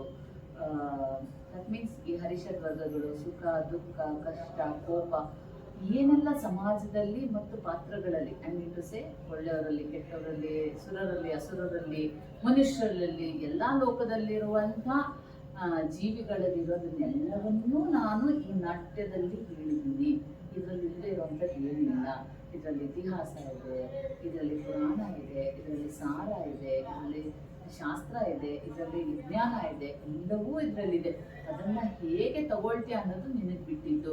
ಆಮೇಲೆ ಕರ್ಮದ ಅನುಸಾರವೇ ನಿನಗೆ ಫಲ ಸಿಗುತ್ತೆ ಅನ್ನೋದಕ್ಕೆ. ಇಲ್ಲಿ ನಟ ಅನ್ನೋನು ಇನ್ನೇನೂ ಅಲ್ಲ, he is just imitating what is happening in the society. And also tells it very beautifully. ಅವ್ನು ಇನ್ನೊಂದು ನಟ ಅನ್ನೋದಕ್ಕೆ ಅವ್ನು ಹೇಳ್ತಾನೆ, when you are an actor he always tells you you should be an actor, you should imitate him so well that ನಿಜವಾಗ್ಲೂ ನೋಡೋ ರಸಿಕನ್ಗೆ ನೀನೇ ರಾವಣ ಅನ್ನಿಸ್ಬೇಕು. ಆದರೆ ನಿನ್ನ ತಲೆ ಮಾತ್ರ ನಾನು ಭುವನ, ನಾನು ವಿಕಾಸ್, ನಾನು ಇಂಥವನು ಅಂತ ಹೇಳ್ತಾನೆ ಇರಬೇಕು. ನೀನು ಒಂದು ಕ್ಷಣಕ್ಕೂ ನನ್ನತನವನ್ನು ನಾನು ಮರ್ತೋದ್ರೆ I will go insane, isn't it? You will go, you are lost. So ನಿನ್ನ ಪಾತ್ರ ಎಷ್ಟೇ ಚೆನ್ನಾಗಿ ಮಾಡಿದ್ರು, by virtue of your brain and your thoughts, you are supposed to be yourself. You can't let lose yourself. ಹಂಗಾಗ್ಬಿಟ್ರೆ ನಿನಗೆ stage ಮೇಲೆ ಏನು ಮಾಡ್ತಿದ್ಯಾ, ಅದು ಸ್ಟೇಜಾ ಇನ್ನೊಂದು ಜಾಗನ ಏನೂ ಗೊತ್ತಾಗಲ್ಲ. You will become mad. Insane ಅಂತಂದರೆ ಹುಚ್ಚರಾಗೋಗ್ತಾರೆ. ಸೊ ನೀನು ಯಾವುದೇ ಪಾತ್ರ ಮಾಡಿದ್ರು ಆ ಪಾತ್ರ ನಿನ್ನ ದೇಹದಲ್ಲಿರ್ಬೋದು, ನಿನ್ನ ಮಾತುಗಳಲ್ಲಿರ್ಬೋದು, ನೀನೊಬ್ಬ ನಟ ಅಷ್ಟೇ. ನೀನು ಅನುಕರಣೆ ಮಾಡಬೇಕು, ಆ ಪಾತ್ರವೇ ನೀನಾಗೋದಲ್ಲ. ಪಾತ್ರಕ್ಕೆ ಜೀವ ತುಂಬೋ ಹಾಗೆ ಮಾಡಬೇಕು, ಆದರೆ ಮಾನಸಿಕವಾಗಿ ಅಥವಾ ಬುದ್ಧಿಯಿಂದ ಮಾತ್ರ ನೀನು ನೀನಾಗೇ ಇರಬೇಕು ಅಂತ ಭರತನೇ ಹೇಳ್ತಾನೆ. ಅದರ್ವೈಸ್ ನೀನು ಇನ್ನೊಂದು ಕ್ಯಾರೆಕ್ಟರ್ ಆಗಿಬಿಟ್ರೆ ಯು ವಿಲ್ ಗೋ. ಅದಕ್ಕೆ ಹುಚ್ಚರೆ ಯಾಕೆ ಹೇಳಿ, ಅವ್ರಿಗೆ ಅವ್ರತನವನ್ನೇ ನೀನು ಹೋಗಿ ಅವ್ರಿಗೆ ಹೋಗ್ಬಿಟ್ಟು ನೀನು ಇಂಥ ಮನೇಲಿ ಹುಟ್ಟಿದ್ದೆ, ನೀನು ಗಂಡು ಹೆಣ್ಣು ಅಂದರೆ ಅವ್ರಿಗೆ ಏನಾದ್ರು ಗೊತ್ತಾಗುತ್ತೆ? ವ್ಯತ್ಯಾಸ ಇಲ್ಲ. ಆದರೆ ನಾನು ನಟನಾಗಿ ನಾನು ಹುಚ್ಚಿನ ಪಾತ್ರ ಮಾಡಬೇಕಾದ್ರೂ ನಾನು ಹುಚ್ಚ ಅಲ್ಲ ಅನ್ನೋದು ನನ್ನ ಸ್ಮೃತಿನಲ್ಲಿ ಇರಬೇಕಾಗತ್ತೆ. So it is the whole book of Natya Shastra is nothing but it is an art of enactment through various forms, and it is just a mirror of the society. ಅದು ಹೆಂಗ್ ಬೇಕಾದ್ರೂ ತೋರಿಸಿದ್ದೀನಿ. ಒಳ್ಳೆ ಥರ ತೋರಿಸ್ಬೇಕಾ, ಕೆಟ್ಟ ಥರ ತೋರಿಸ್ಬೇಕಾ, ಕೆಟ್ಟದನ್ನು ಜಾಸ್ತಿ ತೋರಿಸಿ ಇದು ಮಾಡಬೇಡ ಅಂತ ತೋರಿಸ್ಬೇಕಾ, ಅಥವಾ ಒಳ್ಳೆದನ್ನೇ ಹೇಳಿ ಇದನ್ನೇ ಫಾಲೋ ಮಾಡಿ ಅಂತ. It's all left to us. So this is how I study Natyashastra. ನಾನು ಮಾಡ್ತೇನೆ. ನನಗೊಂದು ಕೆಟ್ಟ ಬುದ್ಧಿ ಏನು ಅಂತಂದರೆ, ನನಗೆ ಏನನ್ನಾದರೂ ಓದಿದ್ರೆ ನನಗದು ಒಂದು ದಾರದಲ್ಲಿ ಮುತ್ತುಗಳನ್ನ ಪೋಣಿಸ್ದಂಗೆ ಇರಬೇಕು. ಅಂದರೆ ಒಂದು ಇನ್ನೊಂದಕ್ಕೆ ಕನೆಕ್ಟ್ ಆಗಿರಲೇಬೇಕು. ನನಗೆ ಬಿಟ್ಸಲ್ಲಿ ಕಲಿಯೋದಾಗಲ್ಲ, ಅವ್ರು ನಿದ್ದೆ ಬಂದಿಲ್ಲ ಅಂದರೆ ನಾನು ಕುರಿತಿರ್ತಿ ಇಲ್ಲಿ ಏನೋ ಮಿಸ್ ಆಗಿದೆಯಲ್ಲ, ಇಲ್ಲೇನೋ ಇಲ್ವಲ್ಲ, ಇದಕ್ಕೇನು ಕನೆಕ್ಷನ್, ಇದು ಯಾಕೆ ಇಲ್ಲಿ ಬಂತು ಅಂತ. So when you start questioning yourself, when you start questioning your script, your lines, your character, you will evolve as a new character. ನೀವು ಮಾಡೋ ಒಂದು ನಾಟಕದ ಒಂದು ಪಾತ್ರ ಇರಬಹುದು, ಒಂದು ಡೈಲಾಗ್ ಇರ್ಬೋದು, ಏನೇ ಇರ್ಬೋದು. ಬರೀ ಈ ಥರ ಎಕ್ಸಾಂಪಲ್ಸ್ ಕೊಡಬೇಕು ಅಂದರೆ ಅದಕ್ಕೆ ಒಂದು ಕ್ಲಾಸ್ ಮಾಡ್ಬೇಕು ನಾವು. ನೀವು ಫಿಲಮ್ ಸ್ಟಾರ್ಸ್ ಇಂಟರ್ವ್ಯೂಗಳನ್ನ ಎಷ್ಟು ಸೀರಿಯಸ್ ಆಗಿ ಕೇಳಿದ್ದೀರಾ ನಂಗೆ ಗೊತ್ತಿಲ್ಲ. ತುಂಬ ಒಳ್ಳೆ ನಟರ ಇಂಟರ್ವ್ಯೂಗಳನ್ನ ಕೇಳಿದೆ. ಟೆಲ್ ಯು ಯಾವುದೋ ಒಂದು ಸಣ್ಣ ಪಾತ್ರ ಇರುತ್ತೆ. ಅದೇ ತುಂಬ ಫೇಮಸ್ ಯಾವುದಂದ್ರೆ ಪುಟ್ಟಣ್ಣ ಕಣಗಾಲ್ಗೆ ಆರತಿ ಚಾಲೆಂಜ್ ಮಾಡಿದ್ರು. ನಾನು ಡಾನ್ಸೇ ಮಾಡ್ತಿದ್ದೆ, ನಾನು ಮೂವೇ ಮಾಡಲಿಲ್ಲ ಅಂತಂದ್ರೆ, ಈ ಹಾಡಿಗೆ ನಾನು ಡಾನ್ಸ್ ಮಾಡಲಿಲ್ಲ ಅಂತಂದ್ರೆ ಹಾಡು ಸಕ್ಸಸ್ಸೇ ಆಗಲ್ಲ ಅಂತ. ಸೊ ಅದಕ್ಕೆ ಅವ್ರು ಒಂದು ಕ್ಯಾಂಡಲ್ ಮುಂದೆ ಜಸ್ಟ್ ಕೂರಿಸ್ಬಿಟ್ಟು ಲೈಟಿಂಗ್ ಇಟ್ಬಿಟ್ಟು ಆ ಹಾಡು ಎಷ್ಟು ಫೇಮಸ್ ಅಲ್ವಾ? ಯಾವ ಪಿಕ್ಚರ್ ಅದು? ನಾಗರ ಹೌದು. This is very much evident. So ಏನಿದೆ ಮೂವ್ಮೆಂಟ್ ಅದರಲ್ಲಿ ಏನೂ ಇಲ್ಲ. So that was challenge that was taken. ನನಗೆ ಪ್ರಕಾಶ್ ರೈನು ಅಷ್ಟೇ ಮೊನ್ನೆ ಯಾವುದೋ ಒಂದು ಇಂಟರ್ವ್ಯೂನಲ್ಲಿ ಇದ್ದೆ, ತಮಿಳ್ ಒಂದು ಪಿಕ್ಚರ್ ಫೇಮಸ್ ಪಿಕ್ಚರ್ ಹಿಂದಿ ಅಂತ, ಅದ್ರಲ್ಲಿ ಏನೂ ಇಲ್ಲ, ಅದ್ರಲ್ಲಿ ಒಂದೇ ಒಂದಿಷ್ಟೇ. ಅವ್ನು ಹಿಂಗೆ ಇಲ್ಲಿದೆಯಲ್ಲ ಕೆಳಗೆ ಹಿಂಗೆ ಮೆಟ್ಲತ್ಕೊಂಡ್ ಬರ್ತಾನೆ, ಮೇಲ್ಗಡೆ ಅವಳು ದೃಶ್ಯ ಇರ್ತಾಳೆ, ಅವಳು ಮನೆ ಬಿಟ್ಟು ಓಡ್ ಬಂದ್ಬಿಡ್ತಾರೆ, ಕರ್ಕೊಂಡು ಹೋಗ್ಬೇಕು ವಾಪಸ್ ಅಷ್ಟೇ. ಅಲ್ಲಿ ಏನೇನು ಇಲ್ಲ, ಡೈಲಾಗ್ ಇಲ್ಲ, ಏನಿಲ್ಲ, ಸುಮ್ಮನೆ ಹತ್ಕೊಂಡು ಹೋಗ್ಬೇಕು. ಕ್ಲೀನ್ ಅಲ್ವಾ? ಸುಮ್ಮನೆ ಕ್ಯಾಮ್ರಾ ಬರ್ತಿದೆ, ಇವನು ಹತ್ಕೊಂಡು ಹೋಗೋದು ಏನಿದೆ? It's a matter of 5 seconds or not more than 10 seconds. Chalo, I love you, Chalo. This is only one dialogue, but take it from me. Even after 15-20 years, the whole film, this tagline is so famous. Andre, ನೀವು ನಾಳೆ film ಅಲ್ವಾ serial ಎಲ್ಲ act ಮಾಡೋಕ್ಕೆ, these key things will be the spark. ಥಿಯೇಟ್ರಿಗೆ ಬಂದವ್ರನ್ನ ಯಾಕೆ first select ಮಾಡ್ಕೋತಾರೆ ಅಂದರೆ, they know how to read between the lines, they know how to act in silence, they know where to take their place. We are very good in that. ಅಂದರೆ ಈ camera ಹಿಂಗೆ move ಆಗಿ ನಿನ್ನ ಮೇಲೆ last ಶಾರ್ಟಲ್ಲಿ cut ಆಗ್ತಾ ಇದೆ ಅಂತಂದರೆ, ನೀನು ಯಾವ ಎಕ್ಸ್ಪ್ರೆಷನಲ್ಲಿ ಹೋಲ್ಡ್ ಮಾಡಬೇಕು ಅಥವಾ ಏನು ಮಾಡಬೇಕು ಅಂತ ಬಿಗ್ ಥಿಂಗ್. ಅಂದರೆ ಹೋಗ್ತಾ ಜರ್ನಿನಲ್ಲಿ ಗೊತ್ತಾಗುತ್ತೆ. ಆ್ಯಕ್ಟ್ ಮಾಡೋದು ಅನ್ನೋದು ಎಲ್ಲದಕ್ಕೂ ಬೇರೆ ಬೇರೆ. ಸ್ಟೇಜಲ್ಲಿ ಮಾಡೋಕ್ಕೂ, ಸೀರಿಯಲಲ್ಲಿ ಮಾಡೋಕ್ಕೂ, ಸಿಲ್ವರ್ ಸ್ಕ್ರೀನಲ್ಲಿ ಮಾಡೋಕ್ಕೂ ತುಂಬ ಡಿಫ್ರೆನ್ಸ್ ಇದೆ. ಇದೇನೆ ರೇಡಿಯೋ ನಾಟಕ ಮಾಡೋಕೆ ಹೋದ್ರೆ ಇನ್ನೂ ಬೇರೆನೆ. ನಾನಂತೂ ಫಸ್ಟ್ ಟೈಮ್ ಹೋಗಿ ಕಳೆದೋಗ್ಬಿಟ್ಟಿದೆ. ಏನ್ ಫುಲ್ ಮೈಕ್ ಬೇರೆ ಇಲ್ಲಿ ಇಟ್ಬಿಟ್ಟಿದ್ರ, ನಾಟಕದಲ್ಲಿ ಸ್ಟೇಜಲ್ಲಿ ಇದ್ದಂಗೆ ಅಂತೆಲ್ಲ ಶಾಂತಿ ಗೊತ್ತಿಲ್ಲ ಎಷ್ಟು ಜನಕ್ಕೆ ಇದೆಲ್ಲ ಎಕ್ಸ್ಪೀರಿಯನ್ಸ್ ಇದೆ ಅಂತ. So it's all nice. ಸಿಕ್ಕಾಪಟ್ಟೆ ಮಾತಾಡ್ತಿದ್ದೀನಿ ಅನ್ಸುತ್ತೆ. 2 ಅವರ್ ಪಾಠ ಮಾಡಿದ್ನ. ಹೌದಾ? ಅದು ಯೂನಿವರ್ಸಿಟಿ ಪಾಠ ಮಾಡಿ ಟೈಮ್ ಗೊತ್ತಿಲ್ಲ, ಬಯಾಲಜಿಕಲಿ ಸೆಟ್ ಆಗ್ಬಿಟ್ಟಿರುತ್ತೆ. ಅರ್ಥ ಆಯ್ತಾ? ತುಂಬಾ ಚೆನ್ನಾಗಿ ಏನಿಲ್ಲ, ನಾಟ್ಯೋತ್ಪತ್ತಿ ಅಂದ್ರೆ ನಾಟ್ಯಶಾಸ್ತ್ರ ಹೆಂಗೆ ಉತ್ಪತ್ತಿ ಆಯ್ತಂದ್ರೆ ಹೆಂಗೆ ಹುಟ್ಟು ಅನ್ನೋದೇ ಆಕ್ಚುಲಿ ಒಂದು ಲೆಸನ್ ಅದನ್ನೇ ಇಟ್ಬಿಟ್ಟಿದ್ದಾರೆ. ಏನಿದಾರಲ್ಲ ಹೆಚ್ಚು ಕಮ್ಮಿ ಒಂದು 20 ಮಾರ್ಕ್ಸ್ಗೆ ಮೇ ಬಿ ನಿಮಗೆ ಒಂದೇ ಕ್ವಶನ್ ಕೇಳೋ ಚಾನ್ಸಸ್ ಇದೆ. 15 to 20 ಮಾರ್ಕ್ಸ್ ಒಂದೇ. ಸೊ ನಾಟ್ಯೋತ್ಪತ್ತಿ ಹೆಚ್ಚು ಕಮ್ಮಿ ನನಗೂ ಗೊತ್ತಿಲ್ಲ, ಸುಮಾರು ಒಂದಷ್ಟು ಇತ್ತು. ನನಗೆ ಡಿಪ್ಲೊಮಾನಲ್ಲಿ, ಡಿಗ್ರಿನೆಲ್ಲ, ಮಾಸ್ಟರ್ ಡಿಗ್ರಿನಲ್ಲಿ ಎಷ್ಟು ಬೇಕು ಅಷ್ಟೇ ಹೇಳಿದ್ರು. ಬಟ್ ಇನ್ನೊಂದಷ್ಟು ಅಡಿಷನಲ್ ಆಗಿ ಒಂದಷ್ಟೆಲ್ಲ ಸೇರಿಸಿ ಹೇಳಿದ್ರು. 36 ಚಾಪ್ಟರ್ಲ್ಲೂ ಕೂಡ ಎಲ್ಲೆಲ್ಲಿ ಏನೇನಿದೆ ಅನ್ನೋದು ಇರ್ತಲ್ಲ. ಸೊ ತುಂಬ ನಿಮಗೆ ಯೂಸ್ ಆಗ್ತದೆ, ಬಟ್ ಒಂದು ನಿಮ್ಮ ರಿಕ್ವೆಸ್ಟ್ ಏನಂತಂದರೆ, ಇಲ್ಲಿ ಕೇಳಿ ಬಿಟ್ಬಿಡ್ಬೇಕು, ಒಂದ್ಸರಿ ನಾಟ್ಯಶಾಸ್ತ್ರ ಬುಕ್ ತೆಗಿ. ನಾಟ್ಯಶಾಸ್ತ್ರ ನಮ್ಮ ಲೈಬ್ರರಿನಲ್ಲಿದೆ, ನೋಡಿ ಒಂದ್ಸರಿ ತಿರುವು ಹಾಕಿದಾಗ ನಿಮ್ಗೆ ಏನಾಗುತ್ತೆ, ತಲೆ ಕೂರುತ್ತೆ. ಇನ್ನೇನಾದ್ರು ಡೌಟ್ಸ್ ಬರುತ್ತೆ, ನೆಕ್ಸ್ಟ್ ಬಂದಾಗ ನೀವು ಏನಾದ್ರು ಒಂದು ಕ್ವಶನ್ ಕೇಳಕ್ಕೆ ಸರಿ ಹೋಗುತ್ತೆ. ಅದನ್ನೇ ಹೇಳಿದ್ರು, ನಿಮ್ಮ ಹಸುವು ಅವ್ರಿಗೆ ಗೊತ್ತಾದ್ರೆ ಅವ್ರು ಇನ್ನೇನಾದ್ರು ಹೇಳಕ್ ಸಾಧ್ಯ. ಇಲ್ಲಾಂದ್ರೆ ಒಬ್ಬರೇ ಮಾತಾಡ್ತಿದ್ರೆ ಅವ್ರಿಗೂ ಅನ್ಸ್ಬಿಡುತ್ತೆ ಅರ್ಥ ಆಗ್ತಿದ್ಯಾ ಕರೆಕ್ಟಾಗಿ. ನಾನು ಇದನ್ನೆಲ್ಲ ಹೊರಟೋಗ್ತೀನಿ because of my experience, my learning. ನಾನೊಂದು ಈ ಥರದ ಒಂದು 20 ವರ್ಷ ಪುಸ್ತಕ ಓದ್ಕೊಂಡ್ಬಿಟ್ಟಿದ್ದೀನ. ಸೊ ನಾನು ಏನಾಗ್ಬಿಟ್ಟಿರ್ತೀನಿ, ಡಿವೇಟ್ ಆಗಿ ಇಲ್ಲಿಂದ ಹೋಗಿ ನಾನು ಇನ್ನೂ ಒಂದು ನಾಟಕ ಹೇಳ್ತೀನಿ ಬಿಟ್ಟು, where Krishna tells he is the reason for the origin of dance ಅಂತ. ವಿಷ್ಣು ಧರ್ಮೋತ್ತರ ಪುರಾಣ ಅಂತಿದೆ. 18 ಪುರಾಣಗಳಲ್ಲದೆ ಇನ್ನೊಂದು ಇದರ ಸಬ್ ಪುರಾಣದ ಆಲ್ಸೋ. ಅದ್ರ ಪ್ರಕಾರ ನಿಮ್ಮ ಕತೆ ಓದಿದ್ರೆ ಅದ್ರ ಪ್ರಕಾರ ಇದೆಲ್ಲ ನಾಟ್ಯೋತ್ಪತ್ತಿ ಅಲ್ಲೇ ಬೇರೆ. ಸೊ ಏನಾಗುತ್ತೆ, ನೀವು ನಂಗೆ ಏನಾದ್ರು ಕೇಳಿದಾಗ I will fall into that group. ಈಗ ನಟರಾಜ್ ಸರ್ ಒಂದು ಅವತ್ತು ಇದೇ ನಾಟ್ಯೋತ್ಪತ್ತಿ ಕತೆ ನಾನು ಒಂದ್ಸರಿ ಹೇಳಿದೆ, ನಾನು ಕತೆ ಅವರು ಅಂತಾರೆ. ಅಂದರೆ ಇಂಪ್ರೂವೈಸ್ ಹೆಂಗೆ ಆಗ್ತಾ ಇದೆ ನೋಡಿ, ಅದು ಇದೊಂದು ಜನಪದವೇ, ಇದು ಕೂಡ ಒಂದು ಜನಪದವೇ, ಇಂಪ್ರೂವೈಸ್ ಆಗ್ತಾ ಇದೆ.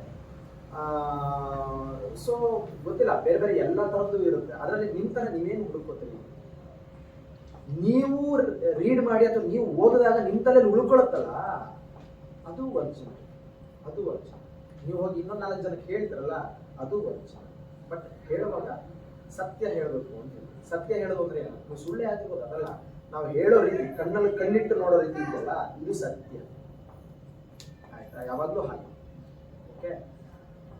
ಸೊ ನೆಕ್ಸ್ಟ್ ನಾವು ಇಲ್ಲಿಂದ ನಾಟ್ಯಶಾಸ್ತ್ರದಲ್ಲಿ ಮುಂದೆ ಹೋಗ್ತಾ ಹೋಗ್ತಾ ನಮಗೆ ನವರಸಗಳು ಬರ್ತವೆ. ನವರಸಗಳಿಂದ ಮತ್ತೆ ಬೇರೆ ಬೇರೆ ಬೇರೆ ಬೇರೆ ಆಯಾಮಗಳು ಬರ್ತವೆ. ಒಬ್ಬ ನಟ ಸಿದ್ಧ ಆಗ್ಬೇಕು ಅಂತಂದ್ರೆ ಅವನ ನಾಟ್ಯಶಾಸ್ತ್ರನ ಅಲ್ಪ ಮಟ್ಟಿಗಾದ್ರೂ ಅವನು ತಿರುವು ನೋಡಿರ್ಬೇಕು ಅಂತ, ಒಂದಷ್ಟು ಪೇಜ್ ಆದ್ರೂ ಅವನು ತಿರುವು ನೋಡಬೇಕು. ಓದ್ತಿರೋ ಇಲ್ವೋ ಬಟ್ ಅಲ್ಲಿರೋ ಅಕ್ಷರಗಳನ್ನಾದ್ರೂ ಒಂದ್ಸರಿ ಗಮನಿಸಿರ್ಬೇಕು ಅಂತ ಹೇಳಿದ್ರೆ ಮನೆಗಳು.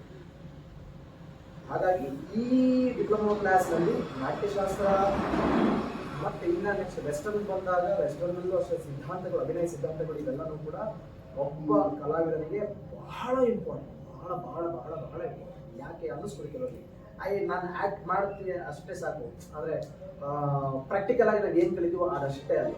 ಎಕ್ಸ್ಪ್ರೆಷನ್ಸ್ ಹೆಂಗೆ ಅಂತ ಹೇಳ್ಕೊಟ್ರೆ ಸಾಕು, ಡೈಲಾಗ್ ಹಿಂಗೆ ಅಂತ ಹೇಳ್ಕೊಟ್ರೆ ಸಾಕು, ಎಲ್ಲಿ ಮೂವ್ ಆಗಬೇಕು ಅಂತ ಹೇಳಿದ್ರೆ ಸಾಕು.